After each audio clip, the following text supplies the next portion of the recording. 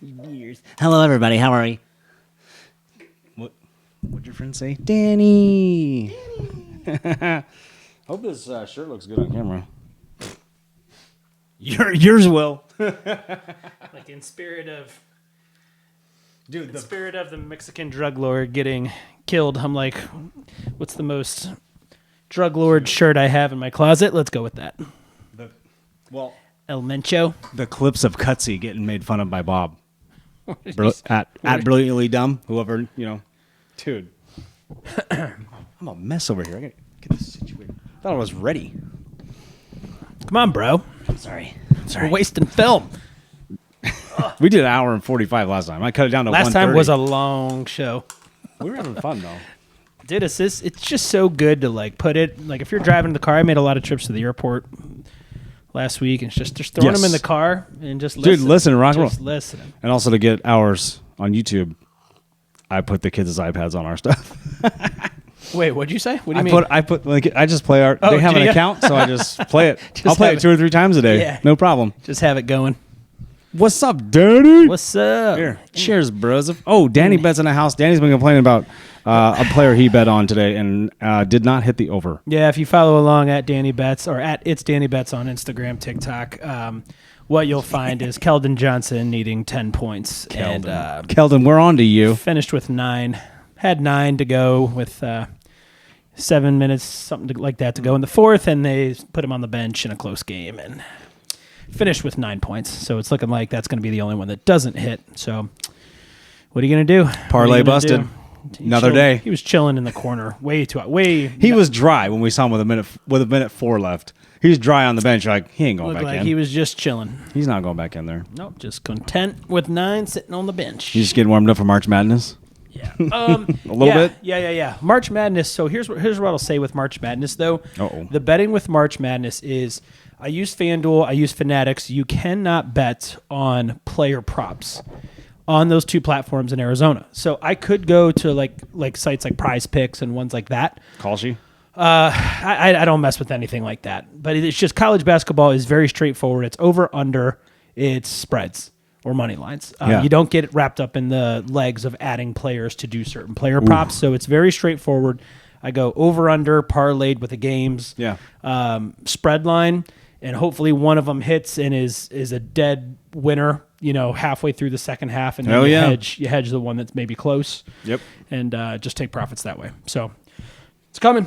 It's coming. Let's do it, March Madness. Let's do it. I like March Madness. It is fun, don't get me wrong, but right now, it's hard to watch a lot of basketball. Well, there's, we just ended football. It seems like forever, but it's a couple of weeks ago. Yeah, I watch a lot of NBA. I do. I'm just started getting into college this weekend. You should be watching it right now. But I don't. They're East Coast games, and they're not on TV. I watch what's on. I don't have NBA. Oh, you don't? I don't. So I watch. So how are you watching the game? I have Sling for those games that are on ABC, NBC. Yeah, Sling. I'm sorry, ABC. I'm going to mess ESPN. up my mic the whole time. Look at me. And then Peacock for ones on NBC. I have I have Peacock because I'm an Office nerd. That's why. And then I see them every time I'm about to turn on the Office, I go, oh, Grizzlies are playing the Spurs. Okay, let's watch that. Yeah. No, it's season with NBA has been great. Hell yeah. Wemby's been great. Dude, Wemby with the move the other day. Did you see that? Yeah. For all fairness, that's not my move. We can clip the move. I thought that was your move. Nope. Go on Facebook and find Danny's moves. I know it's on there. No, mine is I kind of come off a screen, kind of come something to the, to the right side. And as the defender's coming up towards me and I got one trailing me on my hip, I bring it back behind my back up between my legs. And isn't that what he did? I didn't think it was. I thought he kept it on the right side and faked the pass and then kept it all on that same hand. I thought he went through the back of his legs like you did. So if that's what he did, maybe I didn't see him. Why do I even send shit in the group chat? No, but I'm I'd like to take credit for that move. That was not my move, unless it's no. I mean, it's it reminds me of the move you have. Yeah. When you're in the post, you have 2 moves you do. That I'm always it took me a while, but I got the second one. I was he does this. You do this palm thing where you go the opposite way, this way with the hand, and I'm like, how the hell is he turned that way? Yeah. And you control the ball. That's what blows my mind. You were good at that because you get on the inside of somebody, and you think they're in your body's. You look like you're going to go this way, but then the ball's in your right hand, and you just turn this way because you don't realize how you're backing somebody down sometimes, and you're like, I'm right here. You get to your spot. Like say John Stockton, those guys, they just get to their spot where they needed to get to. So on the floor, I just knew where I needed to get to, and depending on how the player was playing me, where he was positioned, depending on which one I did. I had 2 or 3 moves that were just deadly. I got to my spot, but nope, you just played with me long enough. Deadly. No, you played with me long enough. They were deadly for the first 2 months you played with me. For sure. And then I got to find a new place to play. I remember the first time I saw it, I was like, oh. He's not leaving the ground. You don't not leaving the ground. Even when he shoots, you could cook a turkey in your lunch. I'm like, what is happening right now? I'm like, somebody go block him. Somebody go block. I could have went to the bathroom and came back by the time he left his hands. Yep. Nope. That's what makes it so irritating, because you know it's coming. And you're just there, nothing you can do. I remember a few times guarding you, and I'd be like, go ahead and shoot it. I don't care. Yeah. just go. I don't want to shoot. Like, I don't want to. You're not a 3-pointer guy. Like, that's not your thing. I don't want to do it. I will, but I almost want to make someone just at least come out and guard it and then try to go. Oh yeah. I'm not a shooter, but I will. I'm enough. You got a quick first step. That's for sure. 25%, 3 probably. Anyway, the good old days, right? Yeah. Hung it up. Retired. Cheers to being retired. Hudson's gonna get on the court, and you're gonna be like, I feel it again. Let's go. Yep. I'll be in the hospital the next day. Yep. Well, you see that? You see the MMA fighter who did that? He knocked that guy out, and then he jumped off the cage, and then snapped his ankle. Like, snapped it. That was a little while ago. It was like over the weekend. I think it was like... Oh, no way. It was like, okay, it wasn't UFC. I know UFC was this weekend, but it was like... It was... I don't know, man. It could have been like some foreign country. I want to say Russia. The guy knocked the guy out, got on top of him, and started beating him, and then like he was pumped, and then... got on top of the cage. Like, Justin Gaethje does that. Does the backflip off of there. This guy did the backflip off there, and it just, his ankle went dislocated his just ankle. Ding. You're like, oh, God. Jesus. Hope it was worth it. Oopsies. Gosh. I've seen that in UFC, though, before. It happened. Celebrations. I just think Tony Finau dislocated and broke his ankle on a hole-in-one celebration. Martin Gramatica tore his ACL on a celebration. Charles Barkley tackling Kevin Johnson on a celebration and then breaking his leg. Was it? I don't remember. In the 90s. Yep. I think it was. Yep. It wasn't on the court, but it was like they won something, and then one game or something they broke his. I thought he broke his leg. I remember that in the early 90s. Then did you see the guy who tore his ACL? Maybe I'm behind, but the poker thing. I thought Brian sent it to us. I could be wrong, but the guy was all in. And then they both stood up, and then you pace when you're all in on it's like World Poker Tour or whatever. And that kid tore his ACL when he won. He just did this. I feel like he tore his ACL, and he goes, no. And he goes, something's wrong here. Oh, dude, he went down. Like he didn't go down, but he was like, something's not right. Oh, you just white on his face. You won $500,000, but all of a sudden, Hey, if you're gonna break something like that, winning $500,000. Oh my God! To break it. Oh, like his girl came out of the audience. One of the poker stars came out of the audience too. Mike something. I don't know. I think Mike the Mouth or whatever his name is. But and then like all of a sudden the real medical team came through. Like, hey, we got to check this guy out. Like, in poker. Yeah. What are we doing? It's like WWE, they put the X up. Like someone's really hurt. Oh. It's like this is not a test. Oh my God, that's so wild. That'd be awful. Yeah. Who is the skier that hurt her leg? Really bad? Lindsey Vonn. Lindsey Vonn. Yeah, she took to a tumble. Social media and kind of showed everything that was going on with her leg, and taught just so much trauma to one area. And you could see, like, I don't know how much people know about wounds like that or wound healing or trauma like that to such an area, but like that's the industry I'm in. Like I live the wound care world.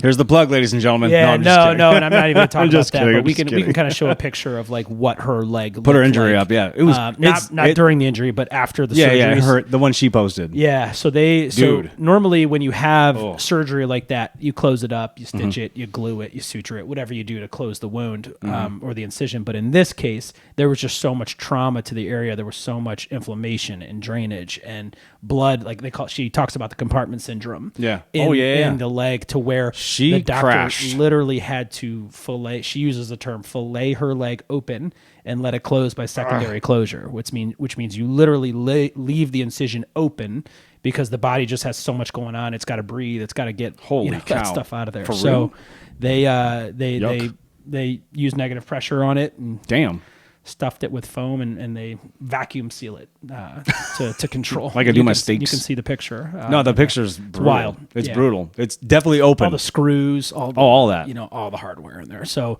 we were talking about before the pod, just how you come back for that, especially in a sport that's so much pressure on the knees and all that. She's downhill skier, right?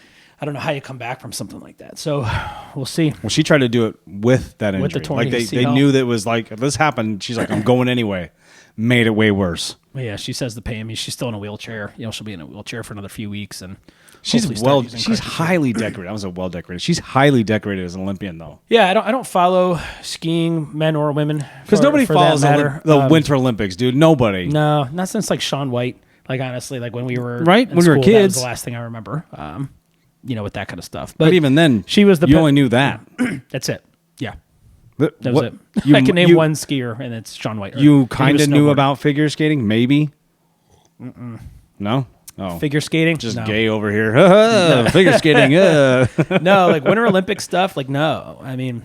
You would see a highlight, though. You'd be like, oh, that's cool. And then USA men's hockey won, right? They won the gold. Hell yeah. USA men's hockey won. I wish I would have been more into it. Like the Super, like all that I just turned it on. And it was great. Can't get into because it was a good. I love hockey, but hockey has to be seen live. It can't be in front. As cool as it US, can't be on Canada. TV. It's cool to beat Canada in something that's like their bread and butter. That's their thing. So like, suck it, Canada. Shout out my cousin Jonathan. He's awesome. I know you live there, but anyway, dude, it was cool for that. But like going back to like the Olympics, like you said, like seriously.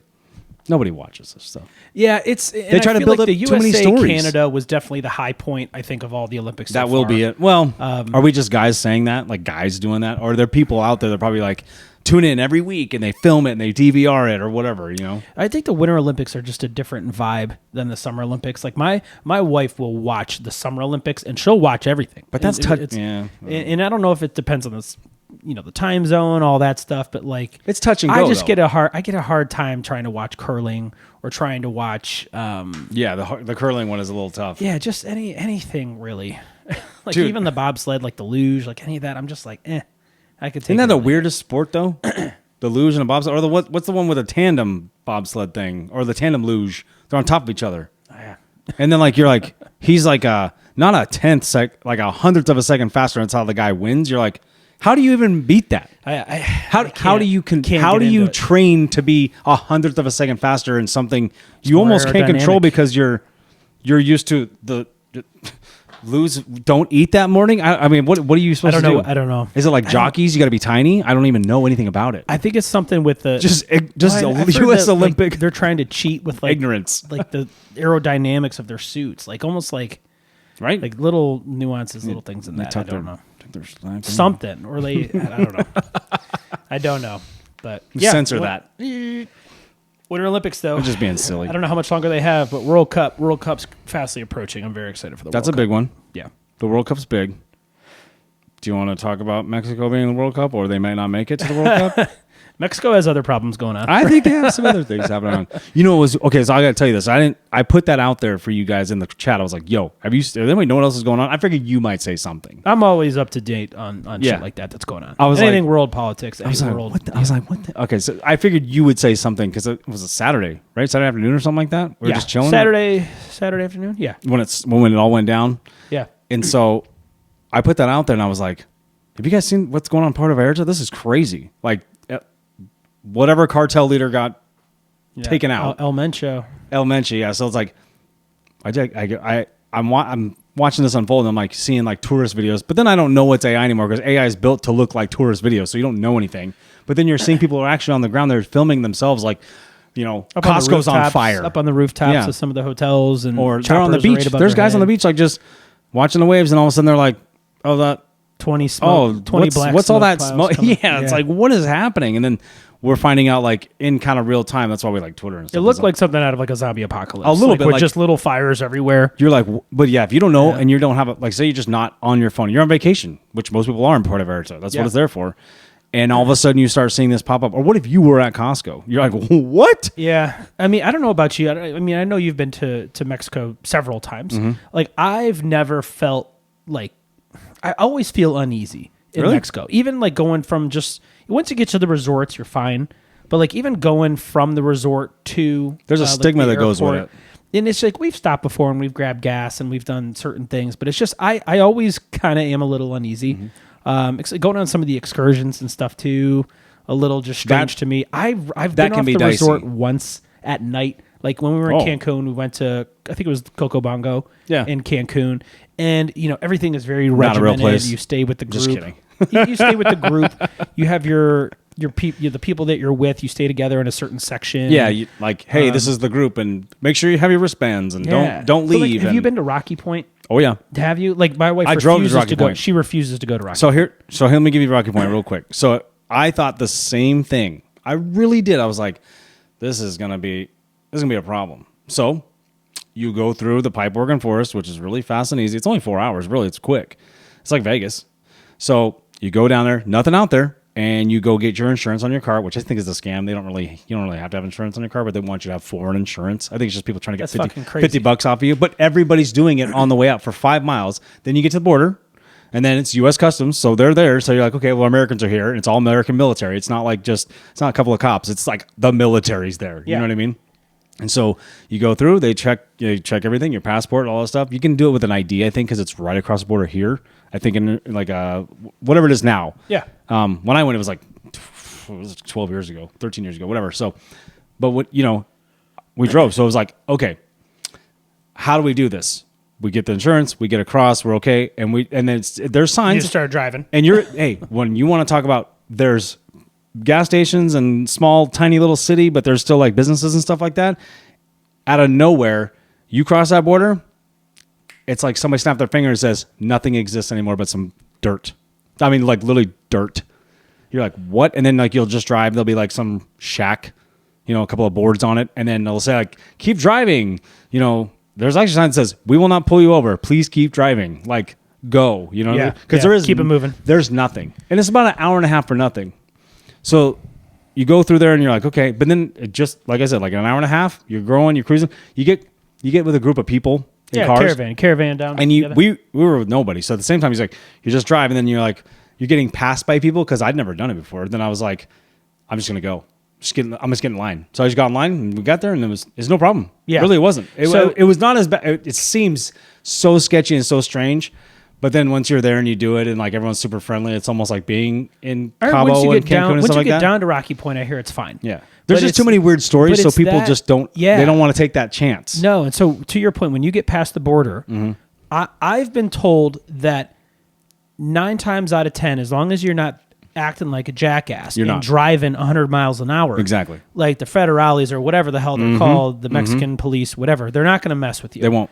But I've heard multiple stories that they pull you over, and all you got to do is pay them $100, whatever cash you got on you, whatever just it is, and they let you go. They'll make you take your shoes off because they think you hide in your shoes. They know all the tricks now, so they're like, just give it to us so we can go on. That's bullshit to me. It is bullshit, but are you gonna get get arrested stay in a Mexican prison? No, you're not. But it's like I would rather, and they know that. I would rather just have a police officer up front and be like, hey, give me $50 and follow this guy down there, and no one will mess with you. Yeah. I don't want the unknown of like what could happen, and that suspense is bullshit. Totally. Like there's got to be some type of military presence or police presence we could pay to escort us down there that is going to assure that we're okay. You would think it would be that easy. It's not, which is so strange. I believe it because they're not supposed to be pulling us over and having us pay money anyway. Okay, so Dominican Republic. The moment you get into it, they don't do it. I don't think they do this anymore. But when you first get to Dominican Republic, right? You get in, you literally come off the plane, you get out on the tarmac, and there's a hut. I mean, a hut you go into. We got off on a cruise there. So you get over there, and before you get into their town, before you get into their cars, before you get into anything, no shit, they're like $15. You're like, what? They're like, arrival fee. We're like, what? Then I'm like, is it a guy standing there with an assault rifle? It's like their TSA though. You know what I mean? It's like it's like a little chubby lady just kind of like, welcome to Punta Cana. You know what I mean? Like, they're not stamping your passport. They just want money. And everybody's in line. But here, I kept thinking, I was like, why does the U.S. do this? Why don't we just charge people coming across? We're visiting, but they want $15. Yeah. Like, just like that. I was like, Cabo doesn't do that. Cancun doesn't do that. What are you going to do? Turn around and go home? It's like, no, you're not. Like, you have no choice. But so I'm like, I was like, I'm about this. I'm like, yeah. See, you're a better man than me. I'm petty. Oh, what am I going to fight it though? Because you want to go. Well, no, especially if we're trying to go with our kids. Like, if we're trying to go with kids down there. It's but like, dude, like it's. My point is going to why isn't America just doing this? Like, why didn't LaGuardia or LaGuardia? I think like, Trump's just trying to. Is he trying to get like a gold membership where you pay like $10,000 and you get that was the thing. Citizenship? Where did that go? To the front of the line? I have no idea, and I don't know the number, but I know that was discussed. Oh, yeah, I was like, if you're from Saudi Arabia, it's going to cost you like 100 G's to come to the U.S. or something. Yeah, 100 You're grand. Like, what? It's front of the line. Sure. Stamp. Well, I mean, they do that now. Think about it. Terrorist list, we don't care. 100 Dude, grand. TSA pre-check costs money, and then what? Global entry costs money. Clear. But it doesn't matter. You're still going through the airport just like a jackass like everybody else. You know what I mean? Yeah. It's not that much faster. And they charge you, and it goes up every year. I like not having to take my shoes off. I do that too. I'm TSA. I get it. TSA pre-check. I get it. So it's stupid not to. But still, you know what I mean? Yeah. We should be charging people like Punta Cana. Yeah. No, the airports. So I only fly Southwest, and the big news in the past month is that Southwest now has gotten rid of the stadium seating. Of open seating. So traditionally, how it's been, there's A group, B group, C group. Two boarding groups in each letter. And you get grouped, a number that you go line up in one of those posts and you go when your time's called. Now, you have an actual assigned seat. And now there's still boarding groups, but you know what your seat number is. Yep. I traveled on the very first day. Just like everybody else. It was there. Yeah. And it was kind of a shit show the first day. I don't know what I'm doing. Well, even people on the counter were just like, yeah, this isn't going very well. Like how, though? Everyone's been on flights before that's not Southwest. You'd think, right? Yeah, like I got called, like they called my name when we were in the boarding area, and they're like, hey, can you come up here? And they're like, hey, did you print out your boarding passes? And I'm like, no, I have it on my phone. And they're like, oh, well, you need to print them out. I'm like, why? Why? We like, never done that before. We're just having issues. Like, can you just print them out? And I'm like, okay, that's funny. Like, I've never had to do this scan the before. same, though, right? Yeah, they do. But it's all just the same like, again, scanners. it's not the way I normally do it, so I was irritated. But I will say we've flown several times since then, and it is going very smoothly. So I think they're kind of past that hurdle. It's weird. Yeah. It shouldn't be weird, but it is weird. Yeah. It's paying for bags now. Southwest makes you pay for bags. They ran out of money. They ran out of fuel. A-listers don't, though. A-list, I get first check bag is free, so I don't have to worry about that. But that's cool. They're just becoming like everybody else, which is part of the reason I had them in the first place. They had some perks and what have you. I'll tell you what. They did the right thing, though, when it was, I think it was in the mid-'80s. They bought a shit ton of fuel. Like a shit ton of fuel. Is what they were doing is they were hoarding all the fuel. Really? Before the FAA started really, I'm probably making this up. They started like really regulating how much fuel someone can stockpile, like these airlines. An airline was stockpiling. That's why they came up with the, hey, we're doing this and we're doing that. And now it's like Southwest. Their stockpile's running low? Well, yeah. And then that's like, well, now fuel's not the same anymore, obviously. And then it's like, even though it's down for everybody, right? What are we paying for fuel right now? $2.95? I think gas is as low as it's been a long time, right? We know who you are. Yeah. I mean, I had Cadillac Escalade during COVID. We were paying $125, $129. You make all the right moves. Now it's like 86, 85. But seriously, though, it's 86 versus whatever you were paying in COVID. I had videos showing, and it was like 129, something like that. So, yeah. I mean, you fill up once a week. I mean, it's over $100 a month you're saving. So yeah. But then like I was saying, it's like, so Southwest, the reason they were able to be so cheap for so long is they were stockpiling fuel. So they weren't They weren't spending money. I heard this when I was a kid. I don't even know if it's even true, but that was the thing. I always kept going like, they're going to run out of that stockpile eventually, right? I mean, who knows? You would think. Unless they things we make up for you to listen to. USB, they still have USB ports now they're putting in most of their planes. Which is crazy because Alaska's had that for like 10 years. It's insane. To get on a plane like that and there not be a USB or something to charge or any kind of charging anything. Freaking insane. Well, dude, you go on a Delta flight, everybody's got a TV. Everybody, from front to back, TV. I think United has them too. Yeah. So, well, like Alaska bought all the Virgin planes, right, and bought out Virgin, whatever. So they basically just converted. They didn't have that many planes, but they just converted them all, and everybody has a TV now. You're like, so if you get on a plane, and it happens, you get on a plane that's like only first class, or someone has like the little back end TV. And I don't even mind the TVs. It's like, but yeah, like you got your phone. Southwest has the app to where you go in. I think American has it too. You go in the app, you watch whatever you want. You get texting, you get free iMessaging, and then there's like probably 10 channels. But like if you're looking to watch a game, like ESPN's on there. Yep, they do have live Fox, TV. All the NFL games are like the Fox and CBS ones are on there. We have all this, but turn your phone on airplane mode. An hour later, your phone's dead. So it's like you got to have a charger, and it's like to not have a USB, and a lot of them do have them now, which is nice. But it's like, what are we doing? Sometimes technology it's been around forever, but it just takes so long to get to everybody for some reason. Yeah, too many laws. That's the problem. Too many laws. Anyway, we were talking about Mexico and the cartels taking over Cancun and Puerto Vallarta. There's all these things we were hearing about, right? Yeah. Like chaos everywhere. My sister-in-law and her husband were supposed to go to Cancun next week. Oh shit! And I think they're making the decision to call it off. So I thought this. So I was like, okay. So they're battling to get refunds and all that. I don't know. I think they just decided today they weren't going to go. So conspiracy brain over here was thinking, all right, let's see how real this is, because you see stuff on the internet, you're like, I don't know. Everything's AI now, so you don't know, right? So all American citizens are being told to shelter in place there. So it's like, what do? You gonna go there? No, but I looked online, so I was like, okay, where's this coming from? What? Let's go find out. So I looked on Delta, I looked on American, looked on Southwest. You can still get flights to Puerto Vallarta, Cancun. Now, don't get me wrong, things could be caught up, and the websites take a while. It's still the government. Don't get me wrong. Shit gets worse than they. But then I went to Homeland Security. Nothing about it yet. I was like, that's interesting. Homeland Security's Twitter was like, hey, if you're an American in Mexico in these areas, please shelter in place and blah blah blah. Whatever. We'll give you instructions. But it wasn't. At least when I was looking at it, maybe it's just too soon, too new. But I was sitting there going, I don't know how true this is. It's a lot of money. That both the tourism business. That's why they are where they are. Yeah, drugs and tourism. So I don't know. I mean, you feel like Mexico's going to do everything they can to cover it up to make sure, like, hey, everything's fine. Come on down. Like, no reason to be concerned. And then it's like you see people on roofs with fires everywhere. Well, there's an active shooter in the airport in Puerto Vallarta. You're like, well, at first you heard they're stopping planes from going. Then I heard the FAA was stopping planes from coming to the U.S. because they don't know who's on them at the moment. And then they were like, I just kept hearing different random stories. So I was like, what is happening? And then it would just eventually, like Saturday evening late, it was like, oh, there was just an active shooter. So somebody was just being wild out there. Well, it's like they talk about the power vacuum, right? And it's like that's kind of where chaos comes from. It's like when there's no one in charge, that's when the chaos comes.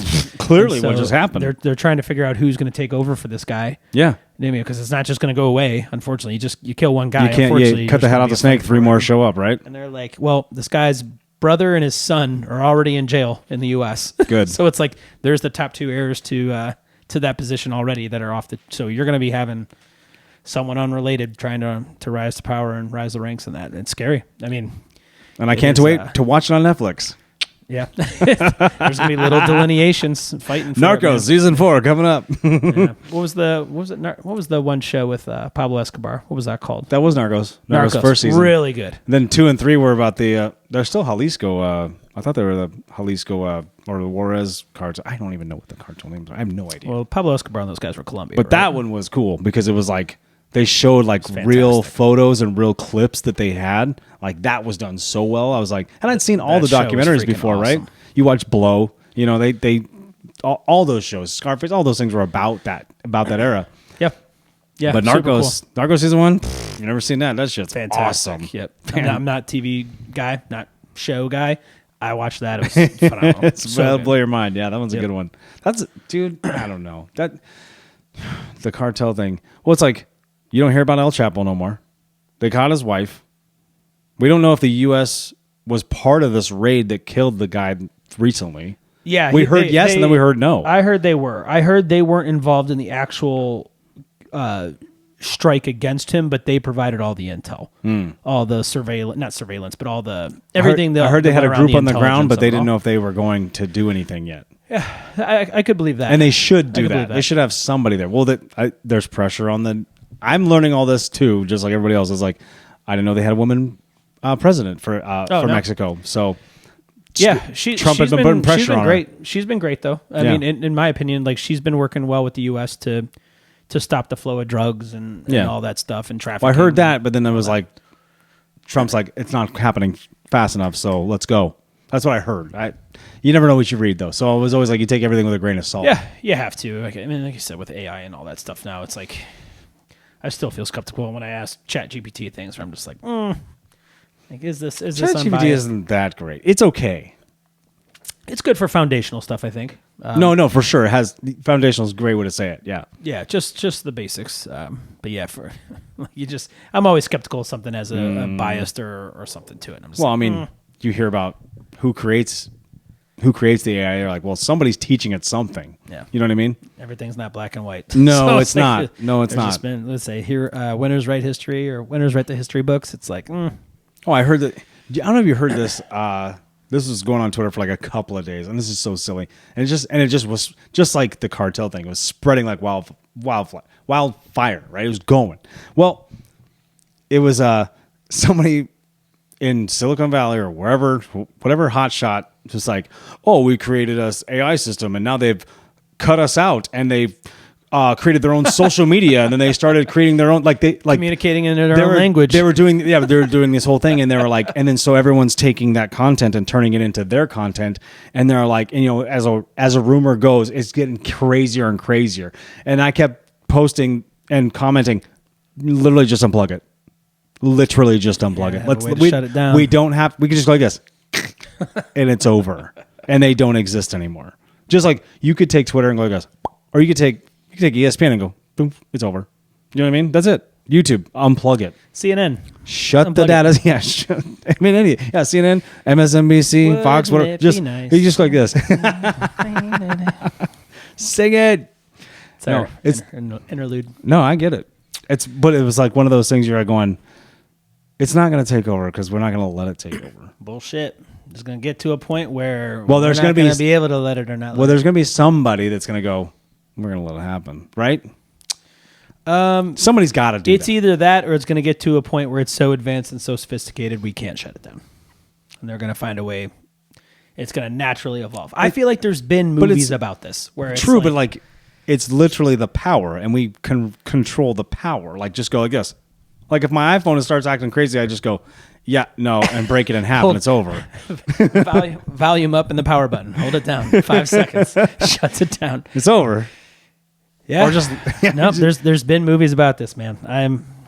Movies for decades about this, which is kind of wild. iRobot. Let's go back to that. That's 20 years old. You know that? That's insane. Isn't that crazy? That's wild. I don't know if it's 20 years old. It's pretty close. Fantastic. I would think. That's a good one. Fantastic movie. And it's like, well, do we learn anything from this? Nope. No, we don't. All right. No, because life imitates art, or art imitates life, whatever the hell they call it, right? Whatever, vice versa, whatever that goes. It's always like you watch a movie and you go, wow, that's crazy. And it's like, oh, all of a sudden we're in this dystopian future, just like they had it. Like, what? Simpsons did it. Simpsons did it. That's another beef I got. Tried to warn us. They don't believe everything on the internet, guys. Like we're saying, because the Simpsons didn't do everything they were saying. Because I'm always like, I don't watch Simpsons. I'm probably watching for like 10 years. I've never watched them either. But I'm sitting there going, I don't know about that. That's impressive. Like that, and then the South Park episode is what I was referencing, where they keep coming up with these like bizarre ideas or something to do, and Simpsons already did it. Some kid just keeps going, Simpsons did it. Simpsons. Oh did it. yeah, that's right. That's early. Apparently, South Park, they're coming right? out with it's like probably early. Yeah. Like early 2000s. South Park was great. They're coming out with an Epstein episode, apparently. We'll see. We'll see. Is it? Don't get me started. Oh my He's like God. on an island, and all the main characters. Apparently, you can do whatever you want in this world. He's holding the Canadian brother of Kyle. I forget his name. Not Tim. Not Timmy. That's the guy in the wheelchair. Yeah, what's Kyle's younger brother? I forget, but he's holding them in the picture. Jesus, South Park. They have those guys have. Yeah, well, they're was it Matt and Trey, whatever their names, last names, Park or whatever. I forget. Those guys are. They can push the limit for sure. Yeah. I mean, they did a Scientology thing and made Chef. I think it was Isaac Hayes. He was the voice of Chef. They quit. He quit in the middle of that episode. He goes, I ain't doing this. Well, then the next episode right after that, did you see they took all different voice clips? I was trying to tread lightly episodes. a little bit here. Get into it. Let's go. He goes, hey, what's going on? Children. It's like they clip 3 different phrases together to say, hey, what's going on, children? Oh my God. God. What's going on? Hello, children. Oh, they're ahead of their time too. Interesting. I don't know. I liked it. No, shoot. What else is going on? I got beef with you. You didn't even come see me at spring training. I had to watch you from 150 feet away. Yeah, man. Spring training. Spring training is back. Cheers. We'll go cheers to spring training. Yeah. Arizona, Florida. We don't really talk about Florida, but you know what I mean? Like, they're out there doing the same thing we are. Yeah, Tigers. You know? She said Tigers play in Florida. The Guardian Indians used to play in Winter Haven, Florida. Now they're out here in the Cactus League. Hell yeah. Just finished up first weekend of spring training. So you they had... went yesterday because it was kids go free, right? Kids free tickets, yeah. And it was good to get everyone there because like very rarely I think will all 5 of us go. But one like, hangs back. Yeah, and just you take one of us 2? go back. I'll take Hudson. Yeah. Usually like my son or even my daughters. They got into Savannah Bananas, so like they understand like, baseball kids, now. My kids like that too. So we went to Rangers versus Rockies on Sunday. Was fun. Kids all got in free and spent a lot on food. I spent about $100 on food. Oh, really? Oh, I made my kids have a snack before we got in there. Oh, did you? See, I was really excited because I'm like, oh, these kids were all free. Like, we're gonna splurge on the food. Like, I got soft pretzel, peanuts, 2 orders of popcorn, nachos, hot dog, 2 beers, Monster Dog, right? and 2. Went with the bigger hot dog and 2 like ices, and it was about $100. So I was counting in my head. I was worth. like 7, 8.50, 10.50 for the Monster Dog. 2 beers, $12 each. I was sitting around like popcorns. I'm like 8.50. Oh man, he's there. Holy cow! Yeah, and it's funny. Your sons came walking by. Yeah, they came running through. Right field. Dude, they came to you and then they ran right back. I'm like, Cameron, you have a phone. You could have just texted Danny's over here. Come over. Danny's over here. They came up and they're just getting older now. So we come up and I dap them up and they're just they're so cool now. Isn't it crazy to see that? Yeah, it's wild. How. I'll tell you what's cool. So, did they tell you what they did before they went to that game? No. So, this is how cool spring training is. If you don't know about spring training in Arizona, just go to it, or even Florida. I'm sure they do the same thing. Especially if there's lawn seats. I mean, to me, the lawns. We have one of the cheaper stadiums next to us, right? So you can come see all your favorite teams come there, and you pay $8 for a lawn seat. That's the best. Because you can't go to Peoria. It's $18, right? Is it? Yeah. Avondale is like probably 12 or 14. Ours was $11 bucks. Yeah, like Guardians and Guardians, Cincy. Reds. Yeah, yeah, that one's probably in the range. Yeah, I would think. But we have the cheapest one, which is great. So, we're obviously Mariners fans, so we go over to Peoria, where it's Padres, Padres and Mariners. Their Mariners were the best for the kids. I mean, not just mine, like everybody. So, like, where did you go? How did you interact with the players? So this is what happened. This was so fucking cool. This is why we do this every year. Now, the kids already have everybody's autograph. They really do, but they love interacting with the players. They watch them all season. And, of course, Mariners had a great season last year, so it's like they're really pumped. So, like, are you getting up to, like, no. Raleigh and Rosarena and all those guys? Like, you have access to We're going them? to play this video right here. Hey, shout out Luis Castillo. El Piedra, which is... Thank you, Luis. But this kid... these guys, they're warming up. We're talking Pedro Munoz. We're talking Bazardo. We're talking George Kirby. We're talking I didn't see Logan. Logan was out there, but I think he was lifting or doing something on the other side with like all the batters. Like Cal Raleigh was out there, and then you had like Julio, and then you had Brandon, the guy from Cardinals. I can't remember his last name. It's slipping my mind at the time. Brendan Donovan. Brendan Donovan just got there. So Brendan Donovan was there. We saw Mitch Haniger, but they re-signed him again. Just everybody. JP pokes his head out. I love JP Crawford, but he's never, for 3 years now, he's never come out and signed anything, which is fine. I don't tell anybody to. Just more reserved guy. Mike Cameron is a coach. Remember Mike Cameron? Yeah. Mike Cameron is a coach. 4 home runs in a game, Mike Cameron. Dude, remember when he got, side story. Remember when he collided with his own player and busted his face in Seattle? No. It was like his second year. So it was a nasty collision. Okay. But Mike Cameron was there. That dude looked like he could still play ball. So Mike Cameron's there. Each row's there. They're all there, right? Mike Cameron was awesome. So the kids, Summer and I get in there. They know kind of the routine to like where to be. So the pitchers are, warming up and just, there's a game in a couple hours. So they're just getting loose and they're talking. The same stadium that they play in? They're or in the stadium, like a practice but it's just on the other side of the practice. So it's like stadium where both Padres and Mariners play. And then on either side, you have Mariners and you have Padres. You have real practices going, right? Okay. So you literally can just walk in. They just, you go through a metal detector like everybody else. You just go through and they just go, it's free. You just go right in. They sell small concession stuff like Red Vines and sodas and little things like that, right? Red Vines, yeah. Oh, I got the last pack of Red Vines there. I did. So we're getting there and open them up, let them dry out a little bit so they get a little tougher. As soon as I put one in my mouth, Summer goes, "You like these?" And she's like kind of chewing on it. I go, "They're actually not hard enough." She goes, "What?" Yeah. And I go, "We're not going to get into that." In your pocket full of good and plenties. Fucking weirdo. So don't judge me. How dare you? That's a concession stand. Can I get some good and plenties? No, beat it. They're like, get out of here. They stopped making those in 1918. That's all we have left. They're still boxing them. So they're going through. So the kids are going through, right? And then they watch all these stars come through. And there's just a little walkway from the clubhouse and the parking lot and stuff to where they're practicing. Sure. And the kids, I go, guys, we're going to go over there. We're going to kind of watch them from this side because there's shade. And then, it's still 10 a.m. So it's not like it's too hot. Right. You're right. But the kids are like, we're going to stay over here. And they did so good. They caught all their cards together. And the night before, they got everything so they could flip things really easily and make it look clean. Just and efficient. Yeah. Oh, they did a great job. Cameron and Cal did Sharpies are nice and moist. Oh, no, they had everything. They had the fine points. They had a ball point, and then they had the thick ones. So, like, if they had the silver pen. So if there was a jersey opportunity, they're like, you know what I mean? Sure. Oh, they're pros. They've been doing this for a couple of years now, so they know. And no kidding, we're over here watching. I think we were watching. Who knows who we were watching? We didn't even know who we were watching batting at that point because not everyone has names on their jerseys and stuff, and then or even there are some practice gear. And it's just you just don't know who's who. Yeah, sometimes just I know who most people are, but some guys you're like, well, okay, maybe they're getting called up today or something, so they're going to get some warm up with this guy. Sunglasses take up half their face. Dude, that's the other thing. Pit vipers. Everyone's got pit vipers on. So, but the kids, we come by and then all of a sudden we see the crowd. And I'm like, okay, so the players are walking across. Cool, dude. Luis Castillo, Pedro Munoz, Emerson Hancock, George Kirby. I mean, they all stopped. Bizarrely, they all stopped. Right? I mean, our entire starting lineup, as far as our pitching lineup, they all stopped there. I got a video of Callahan. And Callahan looked at me like, and this is on their way to the stadium, and they're just going back into the clubhouse. Just gonna go. They're either gonna go have some snacks or like, hey, let's go get ready because we gotta get on the bus and go to. They were playing Cincy that day, so they're gonna go see Eugenio. Suarez, he's over back in Cincy, so.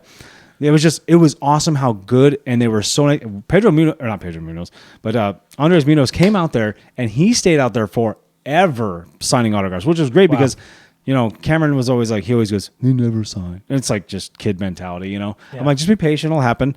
And the kids they signed everything, and they signed multiple times. Like Cameron's like, hey, I know I just got yours. Can I get this one? Can I get this one? Yeah. And then like Summer was like, hey, you want one? And like she takes the kids over there and gets someone they haven't gotten yet. And they got balls, they got jerseys, they got cards. I'm like, this is crazy. Yeah, they got to great get down there more. Like, and we have the Rangers and the Royals right next to us. Like, I got to make the drive down. Well, dude, Cameron got the picture. Did I show the picture? Cameron got the picture with Brendan Nemo, who just got traded last year from the Mets to the Rangers. I was like, what the hell?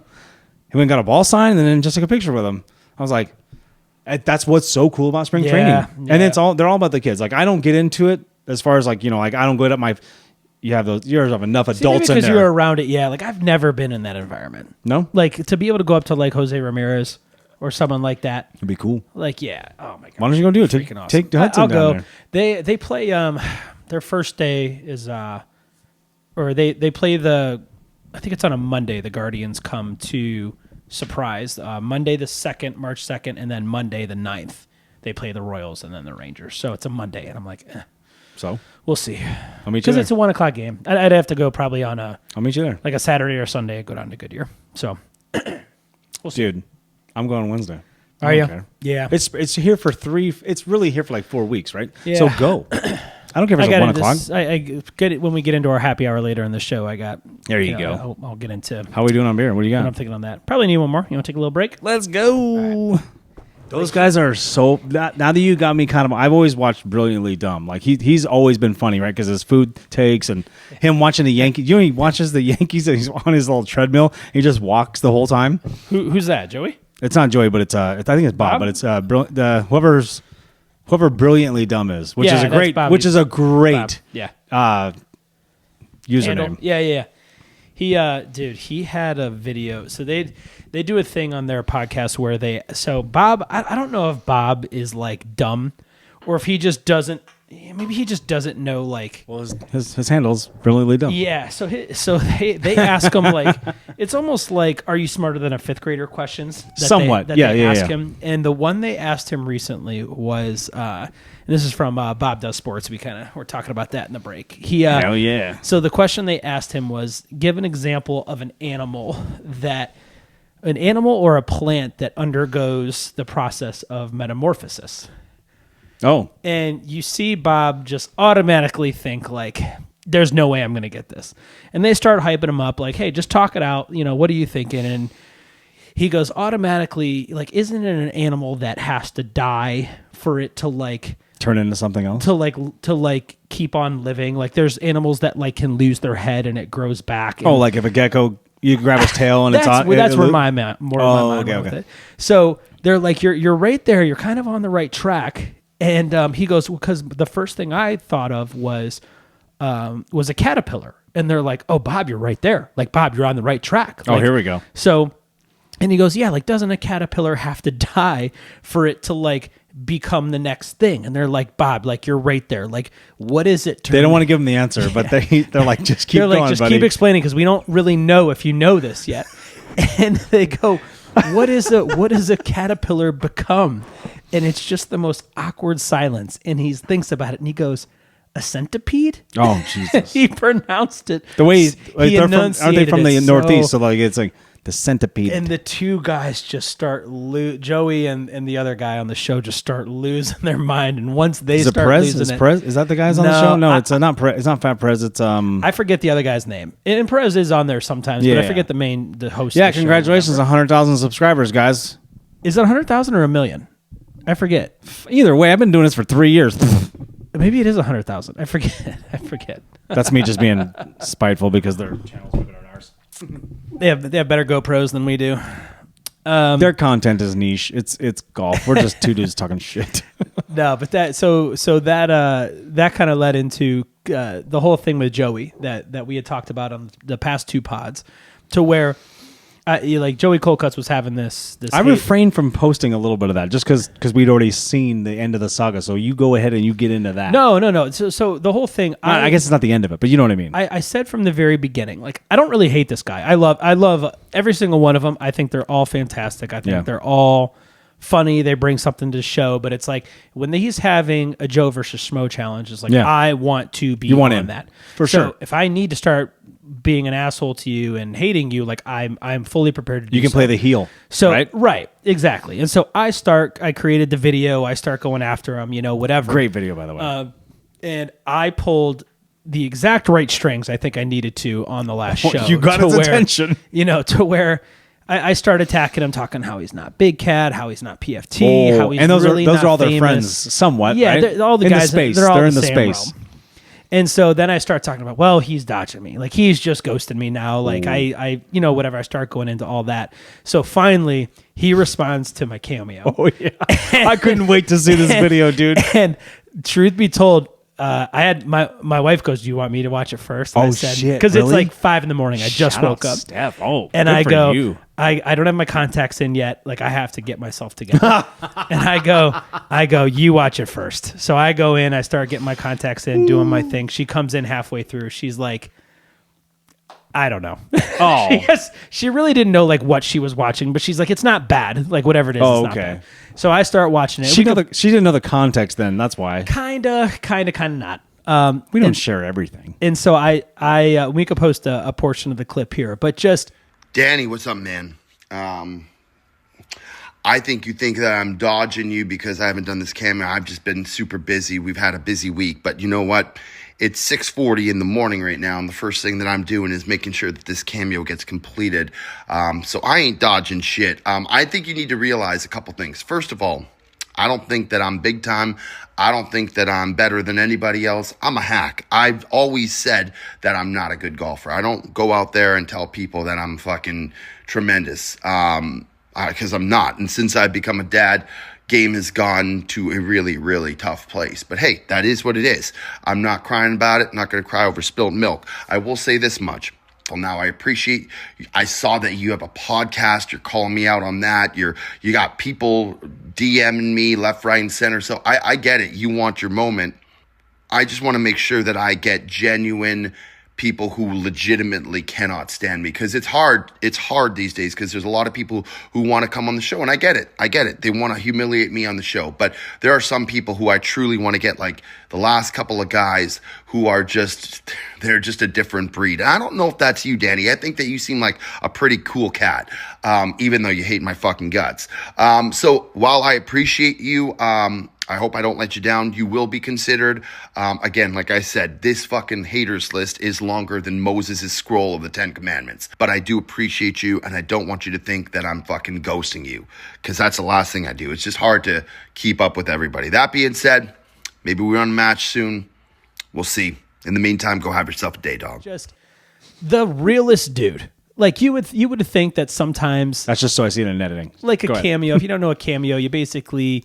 submit a question, you submit some type of prompt, or you want someone to say a birthday thing, like you can call the UFC announcer Bruce Buffer and be like, hey, can you shout out this person and say their name? Their name is fucking Jessica, or or hey, like ask somebody to be their best man, and you're like, I need I don't know, John Cena to do it or something. You know what I mean? Like they're all out there. Like getting the boys hyped up for a golf trip. You can have them have like a 30-minute or 30-second, minute and a half inspirational thing to a golf tour, whatever. So he responds to me and he goes, Danny. And I'm like, oh God, here we go. And he goes, it doesn't start out well. I will say that because the outsider looking at him is going, oh, this is not going to be good. He started off very, not aggressive, but his eyes. The way someone should respond to someone calling you out, like you're dodging me, you're ignoring me. Oh yeah. You're big timing me. Those were things that he's just like, and then you kind of start to feel for him. Well, you start to feel for him because he starts going into like, hey, I don't understand why half the world hates me, but like I get the sense that you're not really one of them. You seem to me like you're a pretty cool cat, I think were the names he said. I'm just like, no big deal. We're all right. Shit. And he goes, I think like maybe you do hate my guts, like, but I really don't think you do. You don't stack up to how some of these other guys are. These other guys are a different breed. Dude. And I know the guys he's talking about. I wrote him a separate text message after. It was just like, hey, here's my number. Next time you're in Arizona, let's grab a beer. I know you're not trying to big time me. I think you are big time, personally. Yeah. Like we talked about how many subscribers they have. Their videos are That's just their pod. Awesome. Yeah, it's just a pod, and that's not even the Bob Does Sports. Like he's over here, like he's with Josh Allen, and he's like these major athletes, and I'm just like, dude, like that's the dream, ladies and gentlemen. If you don't know why we're doing this, very humble. He's very humble. He's very personable. He's very real. Like he's not an idiot. Like he's very conscious of how he portrays himself and how he's portrayed by people. He has very good self-awareness. But I also think he doesn't give himself enough credit either. And so that's where I'm just like, I really like this I can guy. say that. Moving forward. Huge fan of his. The message he sent was very real, very heartfelt. Oh, for sure. Hopefully we can catch up with him sometime. I would hope so. That'd be great. He said he's always open for a beer. He goes, look, like absolutely down for a beer. Like let's do it. Let's get together. No, I think you did good. But it was fun. It was fun while it lasted. I'm glad we did it. We gave it our best shot. No, he's gonna call us. He'll call you and be like, hey, let's go, and then we'll shoot the content and Sully was saying he saw him one time out at a bar, and he says they're just the nicest guys. They're very approachable. Sully sees everybody. He knows everybody. They're approachable. Crazy. They're out there. They don't hide. They're in these normal places. So, shout out to those guys. I can't wait to hopefully meet you one day. Shout out Bob Does Sports. We'll put all their stuff up here. We've been doing it the last couple of weeks. Those guys are great dudes. They're so funny. If you don't follow them, follow them. They got a podcast. If anything, just follow Brilliantly Dumb because he's got the greatest food takes ever. They got it going on, dude. When they talk about Joey Coldcuts' outfits, hey, shout out to a man who could literally wear that stuff on a course for 5 hours and hit balls and walk in and just go, "This is me. This is who I am. Yeah, I don't give a shit." But they fucking roast him so hard, and he's always very confused, like why they're roasting him. He's like, "I'm not doing anything mean to you, so why are you roasting me?" He'll be like, "Why do you do that?" He's like, because they always go, "Listen, you look like a stick of juicy fruit." Yeah, it's like, the one he has. Like, why is Fruit Stripe gum your sponsor today? Shit like that. Yeah, white pants, this fuchsia pink polo with stuff on it, the sunglasses to go with it, and he's like, "You look like a Capri Sun." He's like, "Do you not?" That's right. He goes, "We're in Dallas, Texas." Like, and you're dressed like that. This isn't whatever he said. Like, this isn't Cancun, or this isn't. I know whoever set that clip up was so good. It was so funny because it just goes right. Because he does have that look. Every time they clown him, he goes, "What? This looks good." And maybe it's a bit. Maybe that's how they run it. But I love the fact that they go after it and he just holds it. He goes, "I don't care." Yeah, you look like a Pepto-Bismol bottle. It's great. Bottle. Man. It's very funny. It's very very. Those funny. guys are awesome. So that was fun. So that saga is over. What else, man? What else? I feel like there was one other topic we were talking about football. Close. Oh, let me tell you about football real quick. Okay. We just had the Super Bowl 3 weeks ago. 3 weeks. We're still in February, by the way. It's February 23rd, by the way. Do you know what happens Thursday? Combine? The fucking combine, dude. Yeah. Just like that. We're already talking about trades. What are we NFL doing? Draft or game plan in the franchise draft tags, right? Who got franchise tags today? I don't know. Do you know? I think it was Kyle Pitts from Atlanta. Was he? First franchise tag this year. Okay. I'm more seeing trade proposals like the Browns. Yeah, but that's have all the just 6th like and 28th pick, and who they're looking knows? to trade to Dallas for the. So we got a month till the draft, right? Isn't it like April 20th or something like that? Yeah. It's usually Either around March way, but Madness, it's I like think. NFL season just like that. Here we go. Your Brandon Ayuk take. Speaking of NFL. Yeah, who's the guy? What was the guy? Who, Oh, we gotta shout him out. Shout him out. Oh, hold on. I don't want to get this wrong. We'll put it up here. So what, I apologize, ladies and gentlemen. We did not come up with this. This is this man. His name is Bobby Hummer 3798. At Bobby Hummer 379. Can you imagine? Robbie Hums. Bobby Hums. Speaking of that, Bobby Trees just retired. Bobby Trees. Robert just Woods. retired. Robert Woods just retired. Greatest nickname ever. Yeah, hell yeah. So Bobby Trees. anyway, he's got beef with not beef. He just wants to prove his point with the Brandon Ayuk story, and you know what? I don't deny anything he's saying. He does have some good points. Go He ahead. does So what did he say? Basically, he was saying like, hey, the guys we mentioned, and I don't know. In our conversation, I don't remember if he mentioned he was a San Francisco 49er fan. I can't remember, but at least he was following NFL. He pulled out everybody we talked about: Devontae Smith, Cooper Kupp, T. Higgins, and he pulls out these years that are close to Brandon Ayuk's good year, and they're all yardage wise. He's all there. A little cherry picking, but not like. But I get where he's coming from. So he's basically just taking the Cooper Kupps, DK Metcalfs, Jalen Waddle. Like so, he's Did taking he those mention guys. DK? I think he mentioned DK, and then saying their Yeah. career stats. Yeah. Okay. That's what he was saying. He was saying, Yeah, not denying that. Not like okay, just so we're gonna use an example. Okay, so just so run it. Here we go. I don't know. Give me an example. So like, Well, everybody's yardage wise that we mentioned was over Brandon Ayuk's, right? So yeah, that's fine. And we all said it was like, well, Brandon Ayuk. Albert Bell has more home runs than Shohei Ohtani, but that doesn't mean that Albert Bell is better than Shohei Ohtani, or that I would rather have Albert Bell than Shohei Ohtani. I wouldn't want to It's run like- bases against him. No, right, playing second base against him at least. No, but that I understand what you're saying, and I agree with that. But what I'm saying is, Brandon Ayuk, you could take his best season and stack it up against any of those guys' seasons, and he's going to be right in that realm. I'm not denying that Brandon Ayuk doesn't have. I've said that in the pod. If you watch the whole pod, like I state that, like he does not have the longevity of the Jalen Waddles and the DJ Moores, and like those guys have done that similar production for an extended period of time. Fine. What I'm saying is that Brandon Ayuk, with a very young Brock Purdy quarterback, and at the time he was 25 years old, put up a top 10 season in today's NFL. Yes. I'm taking the upside of Brandon Ayuk at age 27 over those guys. I understand they have more track record and more, but I know what those guys' ceilings are. Yep. I know what the ceiling of Jalen Waddle is. I know what the ceiling of DK Metcalf is. I know what the ceiling of Cooper Kupp is, like right now. Well, Triple Crown winner. But I'm taking Super Bowl MVP. the upside of Brandon Ayuk over that moving forward in a vacuum. Like I understand he's a knucklehead. I understand he has all these things off the field that are issues. Like the dude stood there on a 9-minute stream or a 12-minute stream and let an ice cream cone melt in his hand. That was on what? Yeah. That was like 2 days ago. Freaking weirdo. What are we doing? But I'm saying his what does that talent mean? is pound for pound just as good as those guys, and I'm taking them. I'm taking the upside of Brandon Ayuk. If he comes back into that offense, I don't know where he's going to play, and that's a big determinant of it. Is he going to play? You can't post videos like that in the offseason and go, I'm fine. What? It's not fine. There's some that it's like normal people don't do that. He streamed for how long and just let the ice cream melt? Like, did you forget it was there? Yeah, we'll post the picture. That was strange. Like in his car holding an ice cream cone, just letting it melt all over his hands. Very bizarre. Why are you putting sprinkles on chocolate anyway, dude? What are we doing? Sprinkles only go on white vanilla ice cream. Had the waffle cone though, I think. Waffle cone was pretty good. I don't know. Tweets around. Just kidding. No, so again, I appreciate this guy interacting with us. Oh, I yeah. appreciate the stats shout out and you, everything man. to You back rock, it. man. This was great. We had a great little back and forth. It was awesome. No, I think it's fine. And what you're saying, like, I'm not denying what he's saying.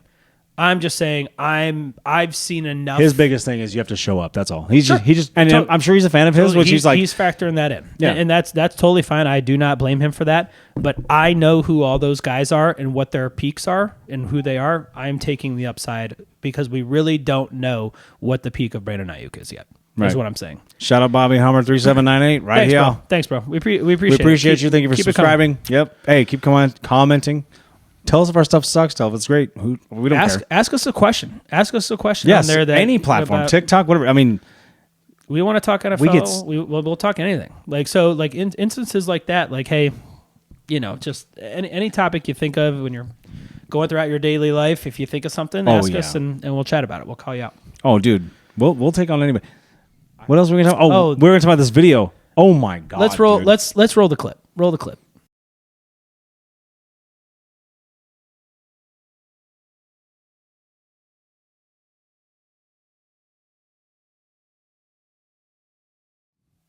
Okay. There it is. It rolled. Okay. It was Shaq. We'll do it like Shaq does. Roll the clip. So it just give me your thoughts. So you could see it's an older league. These guys are clearly in their 30s or 40s. Oh, it'd be us playing right now. That's our league, right? Wouldn't you say that's our league. Like I feel like we're even in better shape than most of those guys, especially the big guy. But so you could see the guy coming and setting a back screen. Yes. Clips him, kind of gives him at the top of the key for some crazy reason. No, but I think that's so. I mean, but there's nobody with the ball up there. No, but the guy's bringing up the ball. Someone's on the wing, coming down the wing. We gotta watch it. I only watched it twice. He's setting a back screen on the guy coming down. Oh, okay. And clips him in the back. What were your thoughts when you saw that? Well, hold on. He doesn't clip him in the back. He elbows him in the back of the head first. No. But the guy's setting the screen originally. So there was a guy. The guy set the screen. I'm gonna have to watch this video right now. Yeah, watch the video. I don't know if I have it. Phone. Let's see. Hang on. Well, our phones are filming us. I know. We gotta because there's two pieces here that I am very. What if I can bring it up on my messages here on my iMac? Usually it does. So like if you sent it to me, I can take a look at it. Have to. Come on. It has to work. Maybe. Might not be because everything has to, right? I don't know, Danny. I don't make the rules. Are you sure somebody did not get elbowed in the back of the head? Someone absolutely got elbowed in the back of the head, but it was antagonized by a previous action. Okay, so you describe the video. Okay, we'll already put it in for you guys to see. So there's a guy. I won't comment it as much. There's a guy. There's a guy on offense at the elbow. Right. His guy that he's guarding seemingly comes running sideline and goes to run along the baseline. The guy who's on the block comes and sets a back screen on the guy. I see that. Guy moving backwards doesn't know the screener's there and pops him. The guy after he sound familiar, Rashi? Right. After he gets popped, the guy that sets the screen or the guy that got screened elbows him in the back of the head down on the ground. Oh yeah. Face first. And then you see the stomp on the guy's head. Curb stomp. Like, no. That's disturbing when I see that because, like, that's face on ground. Face on the ground. I mean, that's a curb stomp, ultimately. That is, oh my God. So my initial reaction when I see this and especially playing against an older generation. And by older generation, I mean anyone over the age of 35, ultimately, in my opinion. Easily. Number one, it is me. If it's me, if I don't like that guy I'm about to set the screen on, I'm not saying a word, and I'm setting that screen hard. Mm-hmm. Especially if I don't like him, I'm setting that screen hard because that's the last place you're expecting a screen, completely legal. But I'm setting that screen hard. 9 times out of 10, I don't have a problem with the guy I'm setting that screen on. No, I am 1,000% as I'm approaching them. Step 3, 2, 1. I'm letting them know I'm there. Yeah. And I'm like saying right I'm either putting my hand out in front of them as I'm approaching them, letting them know I'm there before I screen them, or I'm saying behind you. I'm here. I don't want you to freak out, but I'm going to stop, make you stop. Catching a whiplash because Rashi, perfect example, has had neck surgery several times from and he wants everyone to know what that feels like. Like Ed, HP, like those guys. Like I would never in a million, like Brooks. The older guys. I would never in a million years set a back screen on someone. You mean Brandon Jacobs? Because that's how big that guy is. Holy cow. Who, Brooks? Yeah. Brooks is a big guy. But I am 1,000% letting them know I'm there. Especially the older guys. That guy did not let up on that, and it doesn't take much when the person's not expecting it. Second thing I had was it's also on the guy's team, the guy on offense's team, right, for not saying like, hey, back screen, and letting the guy know and calling out the screen, which is another thing that pisses the old heads off when they don't call out screens because they can't be taking these shots like this either. So do I think the man's got a family? God damn it! Like if I'm catching a screen like that, and it's just kind of like a knee jerk reaction to get an elbow like that, I don't think he meant to elbow him in the head. I think he was just pissed off and turned around and it caught him in the back of the head. But the stomp after is wild. I don't know if I've ever seen anything like that. Like that. To where a guy is the guy's on the ground already. He's on the ground face down. He's already like defenseless. Damn. And he was that pissed off to where he came and stomped on the back of the guy's head. So Jesus. That's where it's like all gloves off in that opinion. But to me, I'm like, this could have been avoided in two separate instances. Yeah. And I'm just curious. I'm curious in the comments, like, what your guys' thoughts on that? Like, do you disagree with anything that, like, with my thought process of it all? Because do you ever call out screens like that to let people know you're there? I do too. Like, if I'm about to set that screen, I'll grab their jersey and be like, I'm right here. Just so you know, I'm right here. Okay. I'm right here. I do too. You play with me. I'm always like, hey, I'm right here. Like, behind you. I don't try to hurt nobody because I don't want to get hit and smacked either. Nah, but if it's someone I don't like, I will run through him like that.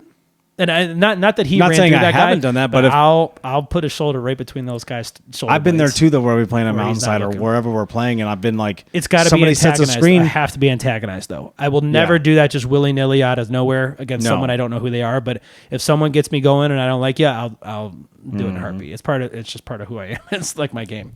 Like I get under people's skin like that. That video is wild. Also, what's with the Epstein thing in the corner there? Who is it? Did you watch this video? Who am I talking to right now? You sent me the video. It has Jeffrey Epstein in the corner of the video, and it has like the Jewish locks on. Yeah, I don't know. I'm like, what? And then the guy, and then that whole group where the guy gets stomped on his face. There's a guy with these size 18 shoes. He's 5'2", and he's got his 18 shoes on, and they're neon green. I go, what is that? He's in NBA Jam on Turbo. He's Turbo going, in NBA wait Jam. a minute. Shoes is were this lighting AI again? That's a wild video. That clip was wild. So I saw that. It's where my mind naturally went. So yeah. Opus Clip's going to grab this and go, Epstein, and they'll go, no, don't see that one. Or they'll just go, Epstein was seen on a recent basketball clip. He's alive. Oh, don't get me started about Ghislaine Maxwell. We saw her outside of New York City. Have you seen that video? It was in Canada. It was somewhere in Was Canada. that Canada? Yeah. New York, Canada? Or right there. But I want to keep us in good graces. This is for Summer because I Summer's don't know what we can and can't say on podcasts. She can't let it go. She's like, dude, this is Ghislaine. I'm like, I want to say it is. And she uses, they use the photo you've seen the video, obviously, right? I've seen the video. So they use this photo, but the photo is probably 15 years old. And she's like, the noses don't match. I go, well, hold on. Looks just like her. I go, in my opinion. That's her. That is her. And the video is obviously updated. She's a little older. What happens when all of us go through it? We're all going to be there. There's pictures of Epstein in Israel with longer hair. Right. Long silver hair, right? And then you got, but your nose and your ears don't stop growing for humans, right? Even women too. So they grow a lot slower, obviously, but it happens. And so everyone's like, the nose is different. I'm like, that's a 15-year-old picture you're comparing to. So you don't know what's going on. Plus, stress and things like that can help those things. Yeah. Yeah, they're showing pictures now of the guy chatting. Like in a messaging app. I don't even know who he's messaging with, but he's like, hey, I create satire videos. Like, people should have checked my page to know that I made this up, blah, blah, blah. Oh. And I'm just like, I don't believe that for 2 seconds either. I don't trust anything. Because all it takes is CIA got a hold of you. We know from a different country. Hey, you better go on and start saying these things about how this was a joke and how you made this up. Like, you could easily threaten them for that. So don't get me started on that shit. Right. I don't trust anything. I don't trust anyone. I don't trust anyone. Don't get me started. started. I don't trust anyone either. I'll tell you what. There's this weird thing going on around on Twitter, and I've seen this. Off the top of my head, we were talking about sports cards a while ago, right? Sports memorabilia, things like that. Yep. Right. There's a big account on Twitter. It's called Fanatics. Shout out Fanatics. Like they're doing it right. This guy is putting it together. He was just featured in a couple of, I think I want to say New York Times, somewhere in LA, and I think maybe the Atlantic. What was he doing? Maybe I've seen this guy. He covers, and people send him stuff like anything that Fanatics creates, which Fanatics bought a shit ton of stuff. Somebody bought Fanatics, and basically Fanatics now is owned by like 10 people, like a board, you know what I mean? And their own, you know how that works, right? Yeah, I have thoughts going through my mind right now. So I don't want to say it loud. Now, of course, what happens? Profits go up, everything goes up, and the quality's trash. This includes people, the players that are wearing these things. 2 years ago with the MLB and the nightmare. Take the Mariners, for example. They have white jerseys, right? Most teams do, right? They had things, the quality on these pants and the jerseys were fucking see-through. See-through. Oh. And they were like, and this was like a big thing, like, what? And now nothing is stitched. Nothing. Now, not only Fanatics buy, like, hey, Fanatics owns Topps now. Panini, right? That's a monopoly, right? You can't have all those. Don't get me started. Right? Go ahead. So this is happening. So this guy so he's been on this whole deal. Well, there's another guy that's similar that I found, and it's just because this is what happens to your algorithm. You see this kind of issue, you're going to get some more of that. Well, there's another company called Golden, right? Goldin, and they do memorabilia and they do cards and they do all kind of stuff. And they do like auctions. They're the ones that just auctioned off like Jake Paul's or Logan Paul. I don't know which one it is. Yeah. I don't follow those guys. My kids do. Pokemon card. Yeah, the big Pokemon card, right? Yeah. Right. So they did this whole big auction. He sold like one piece of cardboard for like $16 million, right? It came with some diamond necklace or something, right? Yeah, so it's not like totally sure. trash, but whatever. But it's like this guy Golden, they had these people trashing him, right? So apparently one of these larger accounts who has a lot of followers who was like, hey, these are issues with Golden, right? This company. He's like, oh, the guy called me. I don't know where he just comes up and goes, hey, the guy called me and this is what happened. And it's actually all right guy. And And, he starts going through this whole thing. And it's actually pretty genuine. The comments are like, what did he pay you? Exactly. What did he pay you? And then it was like, it turns into this, right? And so then I'll make this short. The guy at Fanatics, I'll put his stuff up here because I'm following his account now. And I've already had issues with hats and jerseys. Ain't nothing stitched no more. I got new stuff. Summer buys stuff. We buy stuff for the kids. We got stuff for Super Bowls here. It's all off center, out of whack. The quality's trash. I'm like, what are we doing? Like, Nike's involved. Everybody's involved, right? Fanatics is trash right now. I'm straight up. Fanatics is trash. I can't believe I bought the Super Bowl shirt against my own. I know why I did it because I love the Seahawks. I wanted to get it, but it's awful. Now this guy is being tapped, right? He's already been like a couple of interviews and stuff, and he's got some big, obviously LA Times and New York Times. Those are big fucking outlets, right? Big journals, big journalism deals. He's supposed to go see, I don't know the guy's name who owns Fanatics or created Fanatics, but he's still somehow a board member or whatever, obviously. Because if he created it, of course, you still want to be a part of it, right? Sure. They're supposed to meet and talk. And all the comments are like, he'll get invited to one white party and everything will be smoothed over and this account won't exist anymore. And that's what'll happen. And I don't want this guy to do that. I want him to hold them accountable. Because, dude, did you see the spring training hats this year for everybody? No. They're awful. Are they? I'm going to go down to Goodyear and I'm going to buy an Indians jersey and I'm going to see what it's. They just took but they're not stitched anymore. They're just ironed on, looking like stitching. I'm like, you want to charge $175? Was it $175? $175 for $175 for a baseball jersey. For a baseball jersey. For one, it's a t-shirt. It's really a t-shirt with buttons on it. Let's be honest. It's nothing. I'll have to see because I'm not spending. I'll buy a t-shirt jersey off. It's and then Amazon. Well, they call them jerseys now because it's trash. But there's bad issues. There's bad issues with everything, even the higher quality stuff. And I'm like, I just the guy that happened, the Golden, I just know he's been bought somehow. They gave him something. Everyone's got a price, right? You'd probably shut up if someone said, "I'm gonna give you $10 million to shut this shit down." You'd be like, "All right, cool. I'll take care of my family. I'm good." You know what I mean? Whatever. I can erase it from my memory and be gone. But this guy who started this thing has hundreds of thousands of followers. Here we go. You got 100,000 followers on this Fanatics. I'm going to keep saying it because I'm loving this account because everyone sends him stuff, whether it's cards, whether it's memorabilia, whether it's anything. And he's supposed to meet, I want to say the guy's name is Matt, whoever created Fanatics. I would say 10 years ago was a great thing. Now it's awful. Yeah. Because you know who got their hands on it, right? Exactly. So we're looking at that, and I'm like, this guy's going to get... I don't want him to, but I know it's going to happen. Because everyone's got a price, and I kind of want to be like, don't. But then at the same time, you're like, if it's worth it, I guess. It's just shit. It's just trash at the end of the day, right? Because we all throw it away. We end up selling it or whatever. It might mean this much for this long. Did you see a world leader that recently had a meeting with the top social media influencers? You're talking about like last year with the Epstein file things? No, I think it was that was fucking weird. I think it was pretty recently, but it's basically like a world. Which world leader? Can you guess or no? Is it the?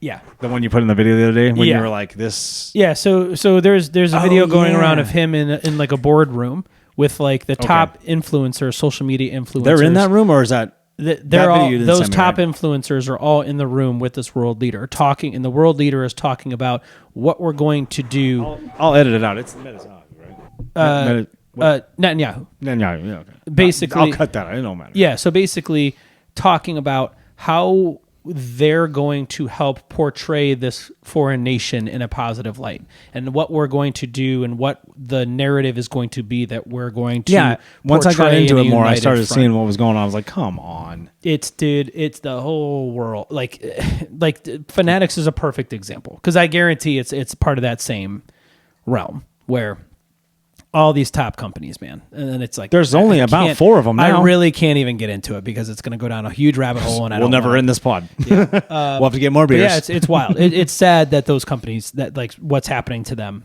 is hey, like they say, money talks and bullshit walks. Profits. And guess what? That's what it is, profit. Profits. But if say you had that account, it happens Danny, in healthcare. It happens in healthcare with these not to get into like skilled nursing facilities and these. Oh yeah. To where these groups, we call them private equity groups, they come in and they buy these different facilities and just get them as efficient as they can. They cut. I shouldn't say they cut corners, but they find ways to reduce spend and maximize profits. Another way of saying cutting corners. And it basically it hinders patient care. Of course it does. And it's like I see that every day in my line of work. And that's terrible. Yeah, it's wild. It's wild. But we're seeing it across the United States with all sorts of things. All industries. Just the whole thing that came out. I know we're going on this. I'm just get on the wave with us. I saw the Kraft thing today. People are up in arms about Kraft mac and cheese. I go, it's been like that for like 25 years. It's not cheese. We know that. It's made out of 68 different ingredients. Pasta's made out of 68 ingredients and cheese is made out of 68 ingredients. Are you kidding me? It should be 4 max. And one of those ingredients should be salt. I mean, what are we doing? But people are up in arms now. I'm salt, like, wheat, y'all flour, late. Hey, water. y'all late to the party. We've been here, right? That shit's crazy to me. People are like, oh, I didn't know that. That's why I like RFK in the sense that he's like a lot of this stuff, like the red dyes and stuff, he's cutting out. And here's the problem with that, though. My only problem is it's not immediate. It's like I think Crisco in 2027 is supposed to be gone, and we still have it on the shelves. But that was done in 2020, 2019. Gas-powered vehicles are supposed to be gone by 2030, whatever it was. That's that Yahoo over next door. He don't know anything. I'm glad they're aware of it. Like that's the kind of stuff I want to see being changed. Regardless. But will it change? It's one thing to bring attention to it. I mean, I think you got to allow in time. They got to source other stuff. True. They got to figure it out. I think there is a. I just don't want to spend.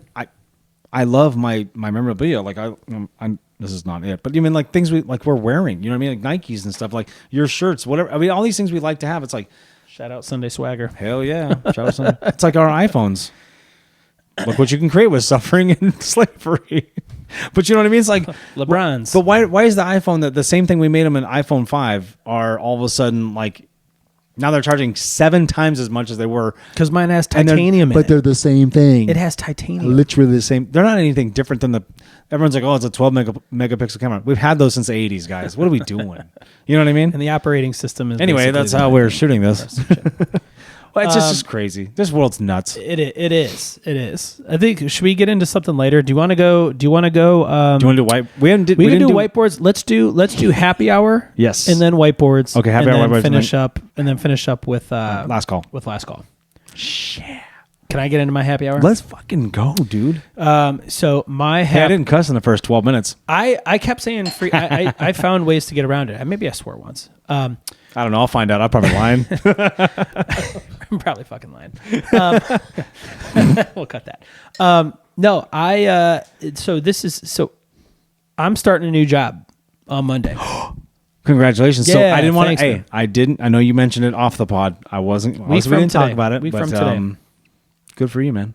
Yeah. 6 years with a company, and it's very mixed emotions. And if you've ever been in the position where you've been with a company for a long time and you're starting to decide, is it time? Is it not time?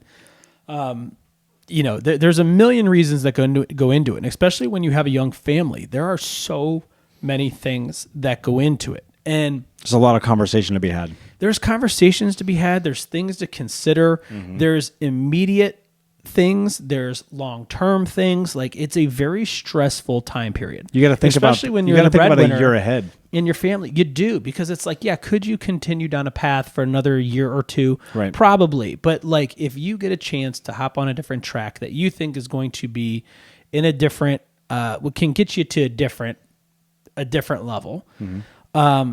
It's a very different tax hard, bracket. Yeah, I was going to say a different bracket. It gets you starting to think about things. Oh, for sure, dude. For sure. And it's tough because it's like people, I think, just naturally hate change, and especially change that's unsolicited. So you have to decide, do you want to stay on the path you're on and be comfortable and be complacent, or do you want to take a chance and go on to the next level? And you evaluate what those risks are, and you evaluate the pros, the cons, and move into a new position. I've talked to several people on that team that I'm going to. Luckily, I had an industry contact that knew this company very well, that knew the hiring manager that actually distributes some of their products. So the industry is very similar, and same call points pretty much. And it's like I'm going now to a company that's an industry leader, which was a big thing for me. And so that whole thing for me, I made the decision. Is it more like a training wheels are coming off? Let's go. No, it's not training wheels are coming off in that sense. It's more of just like I feel really confident that I can do the job, which is another big thing. Like, that I means don't you're feel like I'm leveling up then. underqualified. I feel like I am more than capable of doing this job, which all these things are things I consider. You're leveling up. That's a good thing. Like when I took the position or the company I'm with now, I was taking a really big leap where it's like I'd never sold medical devices. I had never been in the hospital and sold in the OR. I had never sold to doctors before. So like, these are all things that I'm trying to consider. And I made that jump at the time, knowing that this was the track I would say to a jump, get on. but I can't say that. I'll tell you that off air. But so now this company, I feel much more better with it, and it is rejuvenating to talk about a different product, to talk about something else in a different industry. So for those of you that are going out there and you're kind of in this position right now, I feel for you because it's not easy. You have a lot of emotions leaving companies that you had been with for a long time, and so many people that have made impacts on your career, both professionally and as a person. So very excited to get going with this new company, and it's a breath of fresh air. So congratulations, brother. Hour. Love it, man. Absolutely. Yep. Good for you. Absolutely. Thank you. My happy hour. It is happy in a sense that we're going to help this guy. You got to give this guy credit for at least trying, because I first saw it on TikTok. And then I was like, well, let me check all the other platforms. It's a call to just how stupid the world really is. It is. And it's silly because he was like, hey, look, my kids got cancer and I got these mega. Watch this. Watch this. Just watch this. Okay, listen up. I need 133 million views to pay for my 3-year-old daughter's cancer treatments. Because people keep making those videos like, if this hits 1 million views, I get to buy that new couch. Cool. I did the math on mine. To pay off my 3-year-old daughter's cancer treatments, I need $98,000, which works out to about 133 million views. So if this feels awkward, good. That makes 2 of us now. Because there's nothing normal about needing the population of Japan to casually scroll past my face so my kid can be done with her medical bills. So while you're here, this cancer just living in her house. Her chemo meds here on the counter that she has to take every day. Or her chemo medication calendar showing all the medications she has to take for the entire month. In between everything else you'd expect to see in a normal house. So yeah, I'm not asking you to buy anything. I just need people to stay, to watch, to share it, to comment, #LiveBright, because apparently that's how you pay medical bills now. Okay, so you saw it, and it's like, okay, well, it's sad. It brings, like, how can I help this guy? The first thing you got in your mind is like, we got to help these people. You know what I mean? Like, you want to do something. We could do so little and actually make a big difference. Right? Which is freaking crazy. Which is nuts. But we don't have a huge platform. We have platforms. We're not huge on the platforms. But he's taken 1,800 people that we could help. Yeah. We've got all this, we've got what we've got. And then we're like, okay, let's just push it in that direction. This guy just wants to pay these bills to make sure his kid stays alive, which is crazy that you have to do something like that. Because he's kind of being sarcastic, but he kind of means well. He understands it. He understands. He's like, okay, I need 130 million He views. doesn't understand it, but he gets it. Well, because he uses the example, in the video you just saw, he's like, oh, I get 40,000 likes. I'm going to get this couch that I've always wanted. And he's like, what are we doing? And he's upset because he's like, I got a $95,000 bill. I got to pay for this. I keep my daughter alive. Right? I think it's his daughter. I think he says. I've seen it 100 times. For some reason, I'm slipping on my mind. But I'm watching this thing, and we were watching it, and I'm going, damn, how do we do this? How do we help? But he's right. And he's doing really well. He's got I think he's got over 1 million likes plus on almost 2 million. 1.2 million. 1.2 million likes on just TikTok. That's just the likes. Just TikTok. The shares are over 1 million. I mean, he's doing really well. People are sharing it. People are donating. I don't know if he has GoFundMe. I don't know. My happy hour basically was like, we got to help this guy. We got to do something. We're both going to help. We're gonna post everything we can. We'll find anything we can to help money wise. Even if it's $5, if it's $1, who can just throw it to him? Because is there a GoFundMe? Is there something like that? But I don't think that's the spirit of what he's trying to do. He's just trying to save views because he can be monetized on any of these social media platforms. He's also trying to help his daughter, but he's also trying to point out how freaking stupid. 130 million views is what he says in the video. 130 million views. And what is kind of crazy is that is it that stupid, or are we just early? I agree, it's stupid, but there were a lot of things when it was first introduced that would have been thought as stupid. And now, maybe decades later, we're like, well, no, that's just how it is. That's how it is. So who's to say 30 years from now that this doesn't catch on and become a thing, and people can, all you have to do is like a video and get it viral. Yeah, he has a hashtag. And you're helping life-saving treatment for someone. That's to me, that is actually kind of it may sound silly, but it's like that's a very easy way that I can help people. It's like, hey, if you don't know him and you're like, oh, you don't follow him, like he has a Facebook and it's local or whatever, it's like, you might find his GoFundMe that way. Maybe he has one. Maybe he doesn't even have one. Maybe he's just trying. We just don't know that much about it. But that was my happy hour. It's like maybe you want to help and you want to, but you can't donate money. Like maybe you don't have the money to donate, so you just hit like and you share it and you go. And that's all he's asking for. You let social media. That's all he's asking for. Yeah. At least on TikTok and a couple other ones, you're kind of seeing the traction. You're like, okay, he's doing okay. But is he going to get the cash? I'm sure there's so good in the world. We always look at this negative everything, right? But you always see it like somebody posts something about somebody's family or somebody's missing somebody or they've got a disease or they got some kind of issue that I'm going to lose my house. And out of nowhere, 5, 6, 7 angel investors out of nowhere just donate to the cause. And they're taking care of it. And they're more than taking care of it. And it happens. Yeah, man. And maybe he has, and I'll follow up on it, but like we just wanted to put it out there too with him. Like he's not going to shout. He doesn't know who we are, but I'm sure he'll blanket, hey, shout out at the world for helping me. Thank you. And but we just want to be part of that. You know what I mean? So my wife and I have started getting a lot into, we're starting to go to church more and more. We want to go to church more and more. We're going every week a few months ago, and then we kind of chilled off. We're going back up again. Football season. We're talking about, so one of the things that talked about was what are like the donations to the church called? Like what are those called? Do you have any idea? I should know this. I thought it was just called donations. No, they call them like you give 10% to the church of what you make. It's called something. Damn. And gosh, I'm gonna like, Lord, I'm sorry. The 4 people that are listening to this are like, what the? Yeah, just it's this. This guy doesn't go to church at all. No, so there's always all I know is like tithing. Oh, it's like the offering plate. That's all I was thinking of. Yeah, that's Catholic, very Catholic. When they hold the basket on the stick. That's what I grew up with. And very. See, that's the thing though. Like even Christian churches did that too. They put the silver plate out there. And they just, did they? Yeah, dude. So tithe. Yeah, I'm sorry, tithings. I call them tithings. Tithings. So to tithe, what these people do is what they would do rather than giving the 10% to the church, they save it and then they save that 10% of what they make and then they donate it to a cause. That's cool. And I'm pretty sure we were talking about this woman my wife worked with. Their name, they call her Mar. She donated to like a cause that was going on at my daughter's school with a teacher that had a car that broke down and he was like taking a scooter to school. And good for him. And so they got $5,000 raised for this guy, and that was one of the things that she took her tithings and donated that she had saved up and donated them to something like this. And so it's a perfect example to this guy and these causes where I think these GoFundMes are a way for them to do that. But in a sense, if not everyone has the money to donate to something like this, to be able to just do something so simple to help someone like this, if that's truly like how it works, that's it. Hashtag, whatever the hashtag was. Yeah, in there. and the big obviously the platform's company, whether it be YouTube, Instagram, whatever, Facebook. Yeah. They're they're conglomerates, so they have all the money in the world.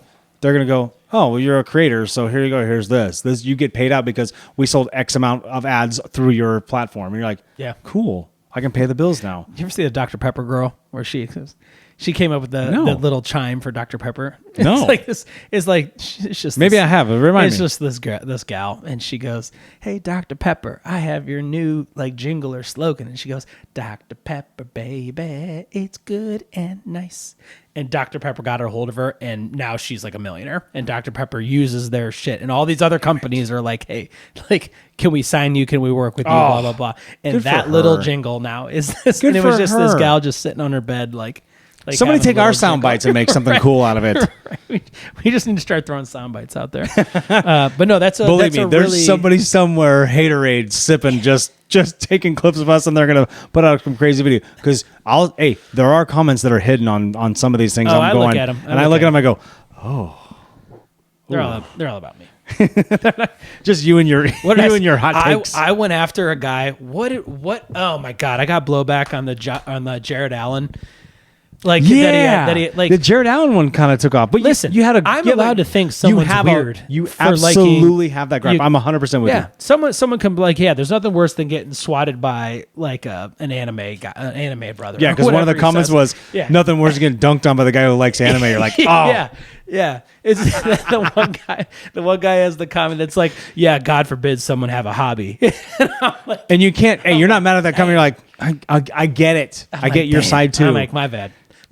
But I'm still allowed to think you're weird. You're allowed to have hobbies. But it's also like, okay, well, if you're an NBA center, but hobbies are everyone's got weird hobbies too, right? Yeah. I shouldn't say everyone, but people have weird hobbies. So what to your Jared Allen thing is like, yeah, dude, it has nothing to do with him as a player. It's how I perceive you.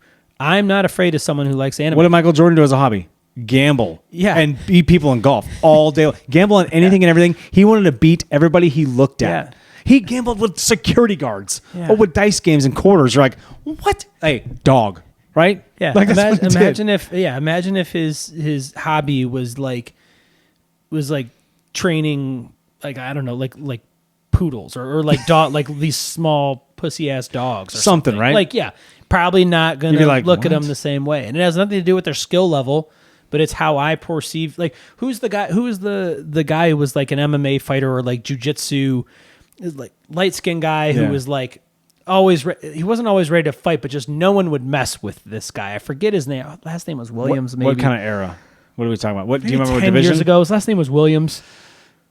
Division, maybe? Do you remember he played weight on class? The Heat, I think. No. But he was an NBA player. Oh, I think he said. No, he was an NBA just say player. UFC? But he was like jujitsu fighter. Oh, damn! How come I can't think of that guy's name? He's not on the Heat. He played on a couple different teams. Didn't he play for the Wolves too? I don't remember him on the Wolves. But no, he legit is like a black belt in one thing, but he also does this stuff on the side, like kickboxing, jiu-jitsu, something else. Yeah, and it's I always want to say it's not Nazir. It's not Naz Reid. No, it's not. He's a beast too. He kind of looks like that guy. Yeah. And he wasn't he voted? I know there was a thing that was like there was only one person he didn't guy. mess with, and so it was like all the Ron Artests of the world kept messing with all these different people, and then they messed with him, and then they wanted nothing to do with him. Gosh, we got to find out what his name was. But we find his photo, we'll put it up. I know you're talking about because your hobby. I saw it. You're perceived if that's a little your hobby, you're just perceived a little differently. That's all I'm saying. Well, I mean, like we just said, probably a good human being, but not all good human beings are. We know. Yeah, someone said dogs. Someone said, "Oh, look at Myles Garrett."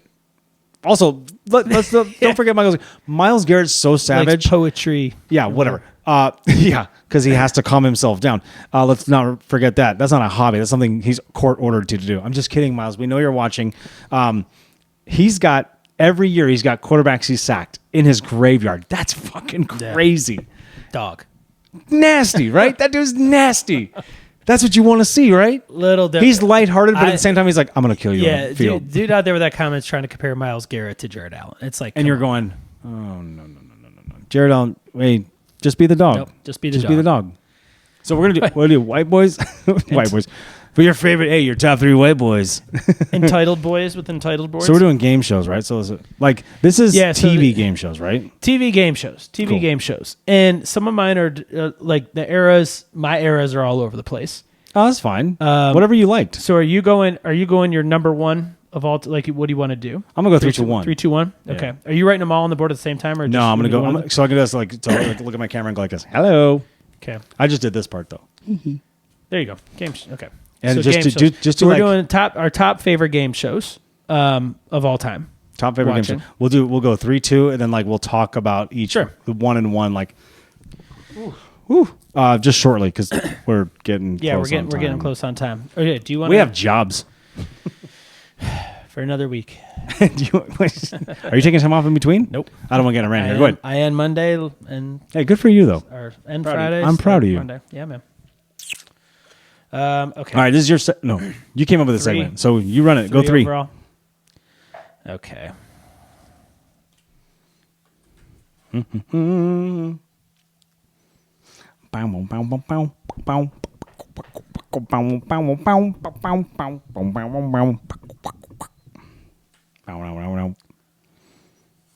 Okay. Here we go. Ready? Am I going first? Or you going first? I haven't even written mine down yet. Oh, no way. For real? Yeah. Oh, that's so cool, man. Yeah. Legends of the Hidden Temple. That's an underrated game in my opinion. If you don't, so like I said, I grew up on Nickelodeon. I'm a 90. Born in '87. Grew up in the '90s. If you don't know Legends of the Hidden Temple, you're probably not a millennial. You're not from kind of our age bracket, but basically, I would say that's like right now probably 34 to let's just get 34 to 44. In that range, yeah. Anyone born from 83, I would think, to like 93, 95, right. like knows right, that. Right. So yeah, ultimately, premise of the game, you have Olmec. Mm-hmm. It's a talking stone. It's not really, but yeah. It's when you watch it now. Have you seen it lately? No. It's cornball. You're gonna go. Wait, there's a new Legends of the Hidden Temple? No. Like if you just watch the old. Oh, ones. maybe. Yeah. Here you go. Probably. Here you go. But you basically have these different teams. There are teams of 2. Yep. They have to do challenges along the way. There's call it 6 or 7 teams. I could still name every single, from left to right it went. Red Jaguars, Blue Barracudas. So you are a legit fan. Orange Iguanas, Green Monkeys. Wow. Purple Parrots, Silver Snakes. I don't think I'm missing any of them. And the one year I went as me and my buddy went as Green Monkeys for Halloween the one year, and we had the helmets and the Pendants of Life and all that stuff. So who are you? Yeah. So then they Pendants of Life. What the hell is this guy? Yeah. So then they You're go in through it. I love it. So there's the whole premise of the show is each show has its own little storyline of like in the past, and then they go and the winning team gets to run through the temple that has all the different. The different rooms, and there's temple guards, and you have your Pendants of Life that can save you if you get caught by a temple guard, and you have to basically take the idol of what the story was. So it's like Billy the Kid, and his storyline could be the story for the show, and then they have to get Billy the Kid's, gun belt or whatever it would be, and they have to take it from, it's in the mine shaft or some sort of physical. The shrine of the silver monkey. You have to go up there and you grab it and you have to get out 4 times. I forgot about that. I do every now and then see some kind of meme with that in there, but that was Kirk Fogg was the host. That's a good one. Kirk Fogg. Yeah. So shout out Legends of the Hidden Temple. Okay, here's my. This might be on yours because you're a Nick guy, Nickelodeon guy. So this might be. I know what you're gonna say. It has 4 letters in it. Oh no! I thought it was. Oh, Double Dare was fantastic. It's not my number 1, and I should say this is my number 1, but it's not my number 1 because it gets boring after this, to be honest. But I love the other games, but I love Double Dare. Family Double Dare was awesome. So Mark Summers was the host. I was just gonna say Mark Summers. Shout out Mark Summers. Awesome dude. Trivia based, obstacle course based. Remember the I'll take the physical. Is that I'll take the physical challenge? Right? Like they did like the. Remember you'd go through and like you'd have to like find the flag and like they pick the nose. Remember that? We'll need 2 to 4 people. Like and then they run through the obstacle course. There was an obstacle course at the end. You're reaching up into the giant nose, and there's green slime getting spit down. There's slime anywhere and everywhere. Oh man, it was so fun. Kids are slipping and sliding over parents. Even the parents with the parents Double Dare, right? Yeah, it was usually a family Double Dare. Oh, yeah, so you'd have fun. Yeah, it was usually a family of 4. There was always like the colors, like the sets, everything was just vibrant. Yeah, right. Like your shirt, it just looked like that. Yeah, just like one of those things. Right. Fantastic show. The show was great. They had the physical challenges. They had like the obstacle course at the end. It was so fun. Like I really enjoyed that. I remember like watching it over and over and over. Even if I'd seen it before, I'm like, I already know who wins. Like, I still want to watch it. Yep. I love that. Love it. I'd go on the playground like in elementary school and be like, pretend I was on Double Dare. Like, I'd go to the monkey bars and be like, time's counting down. For like sure. Jordan with the shot clock winding down. You're like, Everybody did that. Obstacle 8 trying to grab a flag. Oh, yeah. Here's my number 2. Here we go. So this, Who Wants to Be a Millionaire? I'm talking like 2000, 2001, 2002. Who The Wants host to Be was a Millionaire? Regis Philbin. Philbin. Shout out, rest in peace. I'm talking those original season episodes where you got to, and I don't know what it's at, and I don't even know what it ended at, but it was like it had those safety nets that you had to get to, where I think it was like 10,000, then 32,000, then it went to 64,000, 124, like, and then it got up to 500,000 million, whatever it was.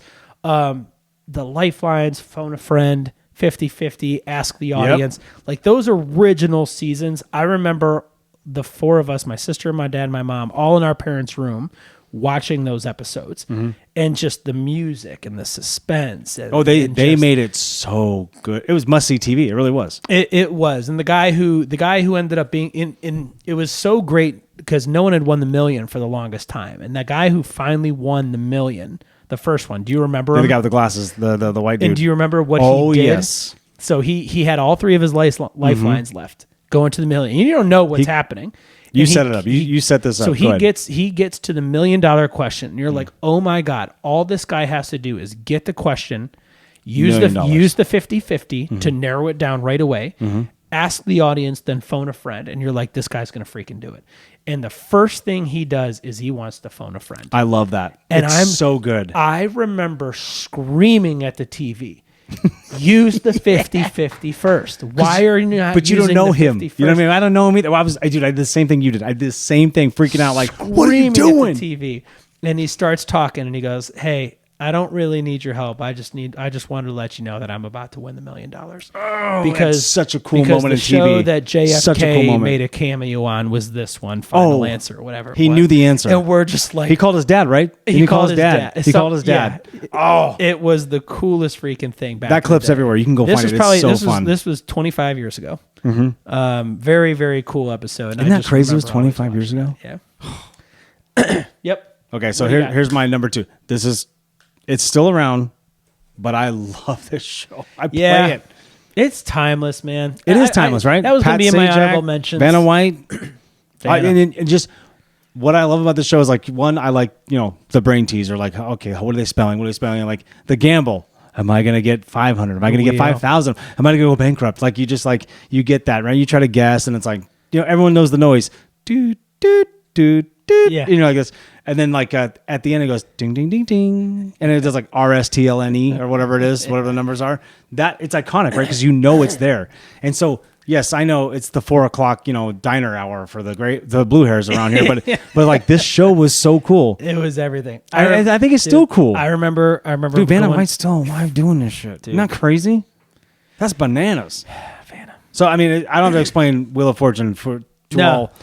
Speaking of South Park, did you ever see the South Park clip with Wheel of Fortune? We won't talk about it. In this moment in time, I have look it up. South Park Wheel of Fortune clip. It's funny. I won't talk about it. All right. I hope you say number 1 because I hope your number 1 is what I want it to be. Oh shit! Because for this number 1 to not be on my top 3 is kind of insane. Really? But I have one that. Watch, our number 1s are the exact same. It's not. Zero chance. For some reason, I'm struggling. I'm going to erase this whole word because I'm silly. Here's mine. Oh, shit. I am telling you. No way. I am telling you right now, this Match Game 76 is the funniest shit is that real? Ever watched, dude. So it's on the Game Show Network. So, like, I'm talking. Is that even a network still? Dame time, gay time. Gay time. Well, speaking of Charles is on the show. Watch, we just have. You guys want to? I'll put this in edit. It'll go. Gay time. Dude. Just kidding. Match Game 76, with like Brett Summers and Richard Dawson Richard Dawson, and Charles. They're all contestants on. They're not contestants, but they're part of the show.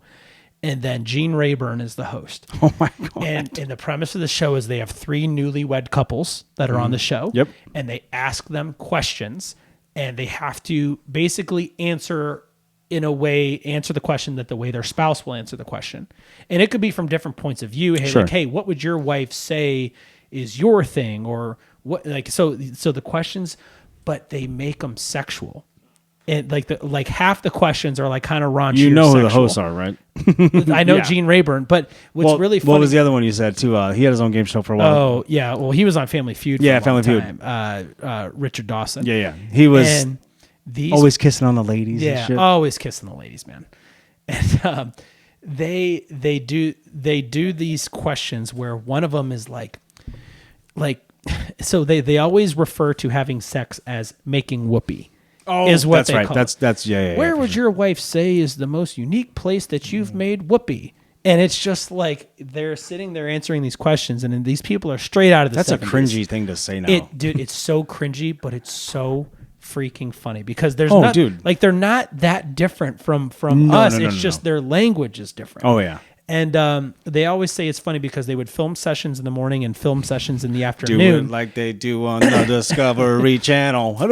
They would have an open bar at lunch. Yeah. And so you would always be able to tell if the show was filmed in the morning or the afternoon because they would always be more flirty and goofy and tipsy. talkative in the afternoon shows. And so you could always tell. But dude, go back, watch some of these episodes, watch funniest moments of the match game.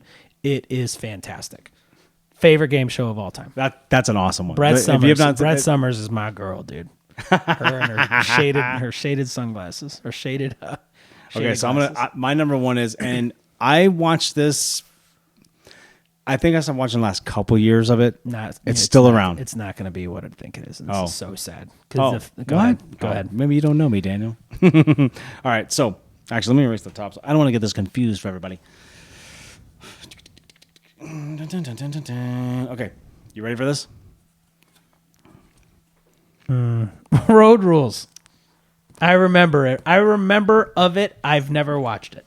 So, I don't know why I gravitate MTV. You know, I did the bar between it because there was this game, then there was this game, and then it was MTV Challenge, Road Rules, and then it was just now it's MTV Challenge, and they have different titles for each year, right, or each season, right? So what was the premise of it? You just pick like 16 people that were on the real world, right?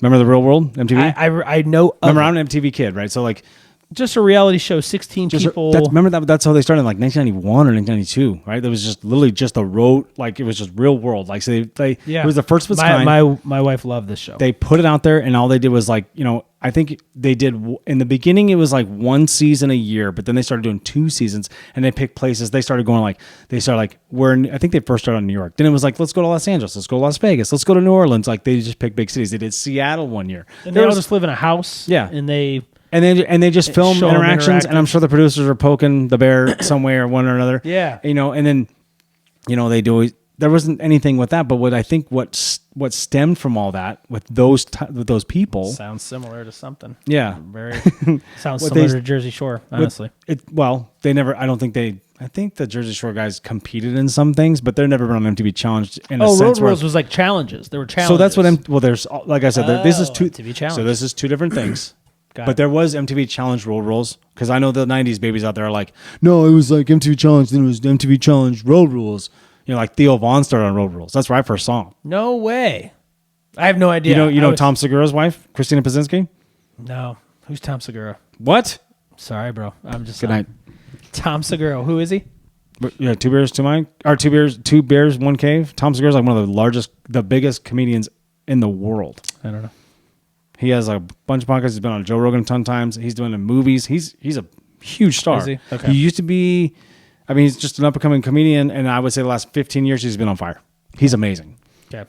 So he's married to Christina Pazinski, who's on Road Rules, and she's a comedian as well. Okay. You've seen his clips. You're gonna Probably. go. Oh, I know that. I don't know the wife's name either, unfortunately. Anyway, so MTV Challenge, everybody. That's what I love. Like, the guys like CT, Johnny Bananas, like, Cara Maria, like all those like OGs. Spencer. There's a guy with red hair, short red hair. Wes was one of those guys. Wes, so like, maybe. Yeah, there were some guys like Derek, like just all these people that Derek.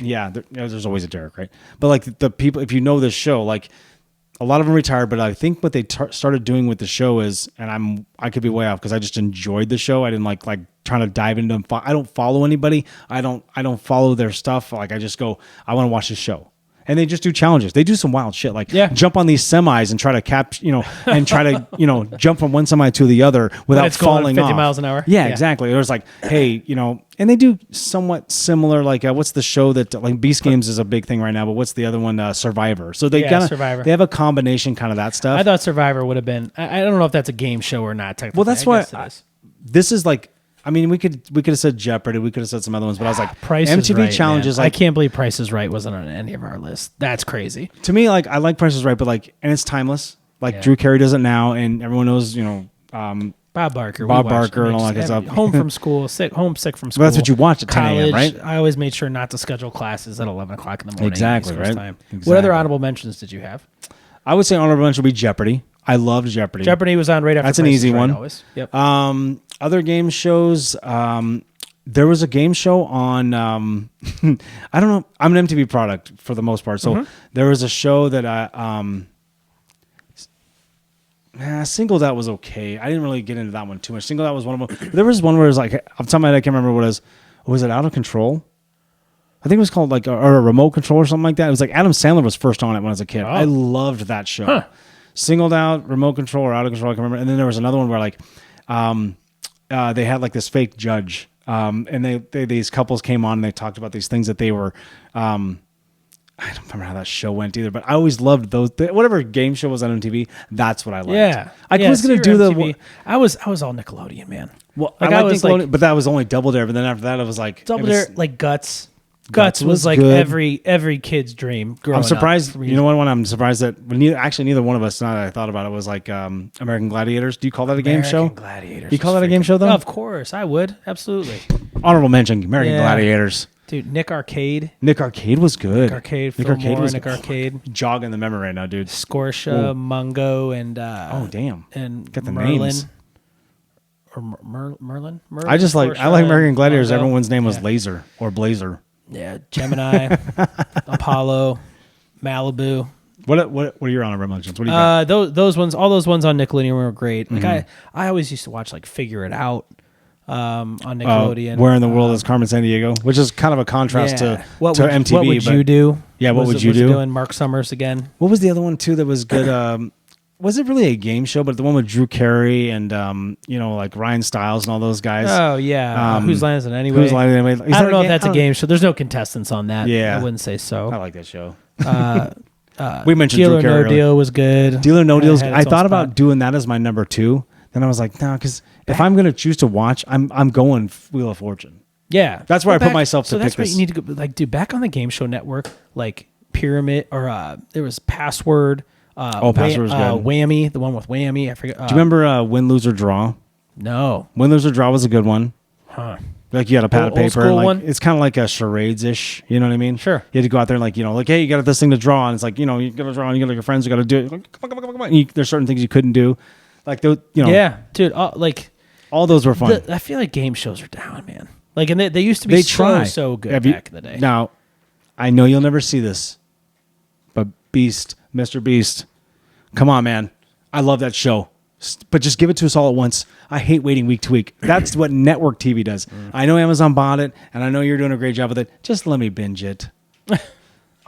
This week is the last one, for the season 2, and it's so good, dude. Beast Games is so good. Shout out Beast Games. It's like this. So I'm in it, and they get real fucking cash. They get real cash, and they got us. Mr. Beast tries everything he can to get these people to entice each other and do all these different things with the money. And they can literally do whatever they want in this game. There's almost no rules within reason, right? Yeah. They started with 100 people. Now they're down to like 10, right? Yeah. And it gets so intense. And sometimes, Mr. Beast is like, okay, literally, how do you guys want to play this round? Because you guys have all agreed on everything. This is crap. He's not saying that, but he's like, you can tell he's like, this isn't selling the show. Guys, what are we doing? So then like, he'll just go, okay, you get this, you get this, you get that. And then people are like, okay, we're going to put everybody in a room where they can't hear or see anything, and we're going to put $1 million in front of you, and you can either split it or you can walk away with it. And there's people that go, $1 million out. And then there's people the that other like, person walks in and there's nothing left. And there's nothing. Like, and there's so many opportunities like that. And then they got to be kind of a little conniving and stuff. And Summer and I always argue about this shit, but it's not argue about it. We're always on the same page, but the kids are kind of like, we always go, take the money and run. We don't know these people. I love the game show, but I'm also like, just take the cash and get out of there. Get out of there. Yeah. I have. Because you could end up with nothing.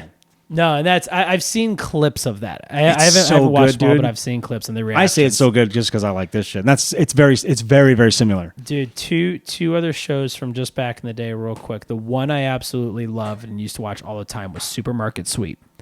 I don't know if you remember Supermarket Sweep.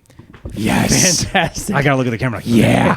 Fantastic game. The ending was the best. Ending was chaos. And it was the best though. Did you grow up as a kid? So there was the Did you grow up as a kid though? Is the ending or the ending? No, like right at the end, like when you had to go get everything that was on your list and you had to go get it, right? Like you had to run through there and like get everything. So there was the second to the last part where it's like you had to spend more money than everyone else. And so you're putting as much stuff in your cart as you possibly can in like a 2-minute span. And then you walk by the Mr. Bean guy and you grab him and he's got a price tag on him. Maybe I'm thinking of the one that but then at the end of it, you get three clues and you have to find the 3 products on the shopping list. And at the end, there's the money in the last one. So you're looking for the clues like Hershey chocolate mix, and then you have to go and run to that aisle and find it. So that was the ending that the champions. I'm thinking of a similar game show, which they've had it for a long time. Shop Till You Drop. That was my other one. Was Shop Till You Drop, where you're in like a mall setting, and that's where the kids get to decide, like at the end, where they get to go and like do a shopping spree, right? And within 10 seconds or something like that, or 25 seconds. That was always the kids sweepsticks, like the Shop Till You Drop sweepstick. That was like a prize. I don't know if that was like a sweepsticks thing where you got to go in on. What's Toy the game Store. show I'm thinking of? Where like you have to go get a bunch of stuff, and there's like it's not just 3 clues. Like it was like 10 clues, and like. I know they revived it because Guy Fieri just did it again, and there's other like I think Frank Caliendo did it for a while too. I think you're thinking of Supermarket Sweep. I really do. It is that because there's other games and stuff during the show. Yeah. But then at the end, there's like different segments of the show. But you're in a supermarket and you have to run through and grab. They're like going and grabbing the big turkeys and throwing a max of 5 turkeys into it. Like, then you're grabbing the baby formula that's really expensive. Like so fun. Yeah, so fun. Great, man. That was great. I love game shows. That's a good one though, right? Yeah, that's a good one. Very good honorable mention. All right, last call. What you got? Last call. Last call. Last call for alcohol. Oh, here we go. Last call. I don't know when this is going to change. We're in the market for a new car. It's last call. Buying a car. I just invented this. Buying a car is the dumbest, most outdated, ridiculous. It is. It absolutely is. Inconsistent thing. Why are there salesmen at all? In the world. Why are there salesmen at all? Why are there salesmen? We have to buy cars. Why don't you get rid of the salesmen? Save the overhead of what you have to pay. What do you think CarMax and Carvana and all those are doing? Maybe that's where we need to start looking, because my wife and I, and all these auto miles in Arizona are down in Central Phoenix. They're on Camelback and the 51. Sure. And so for us to go down there and look at a car, we have to make sure all 3 kids are in daycare. Yep. We have to drive an hour, and if it's not rush hour, we can get there in 40 minutes. But if it's rush hour, it's an hour and a half to get down there. Easily. And it's just like we get down there. Thanks a lot, ADOT.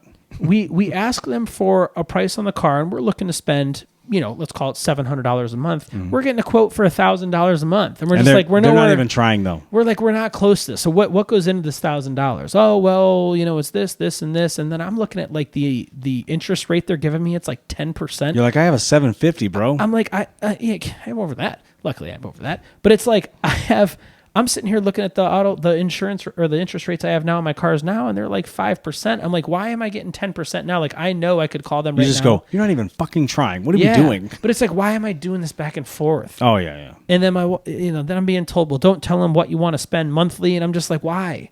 Like, why wouldn't I? Because that's where I need to be. I'm going to tell them where I need to be, and they can figure it out. Because I have a general idea of where we do enough research where these cars I got something for you, be. but that's off air. I'll tell you.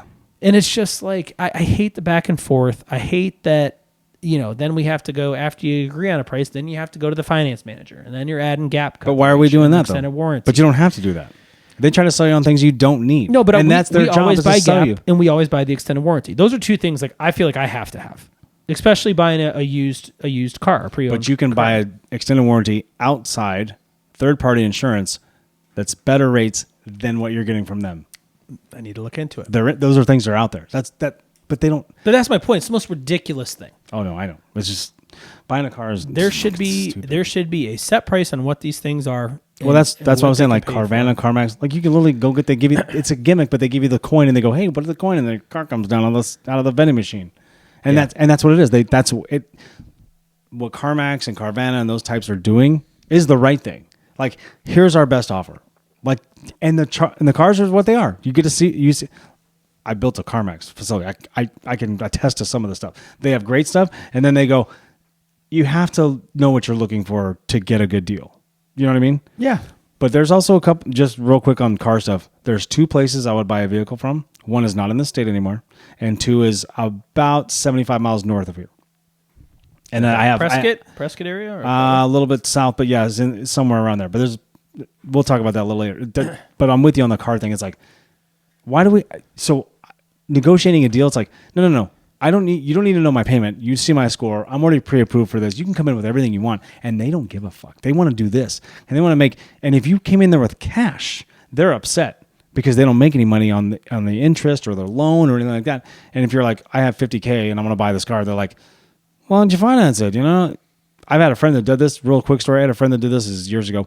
He was buying a BMW, and the guy was like, you know, a young guy, as a young car salesman, he's like, come on, man, just finance it. He goes, no, I got cash. I'm going to do it. He goes, and the guy's like, you know what? My friend was like, I'll do you a solid. I'll buy this car. I'm going to finance it for 1 year. And then after 1 year, I'm going to go come and pay it off. Yeah. Right.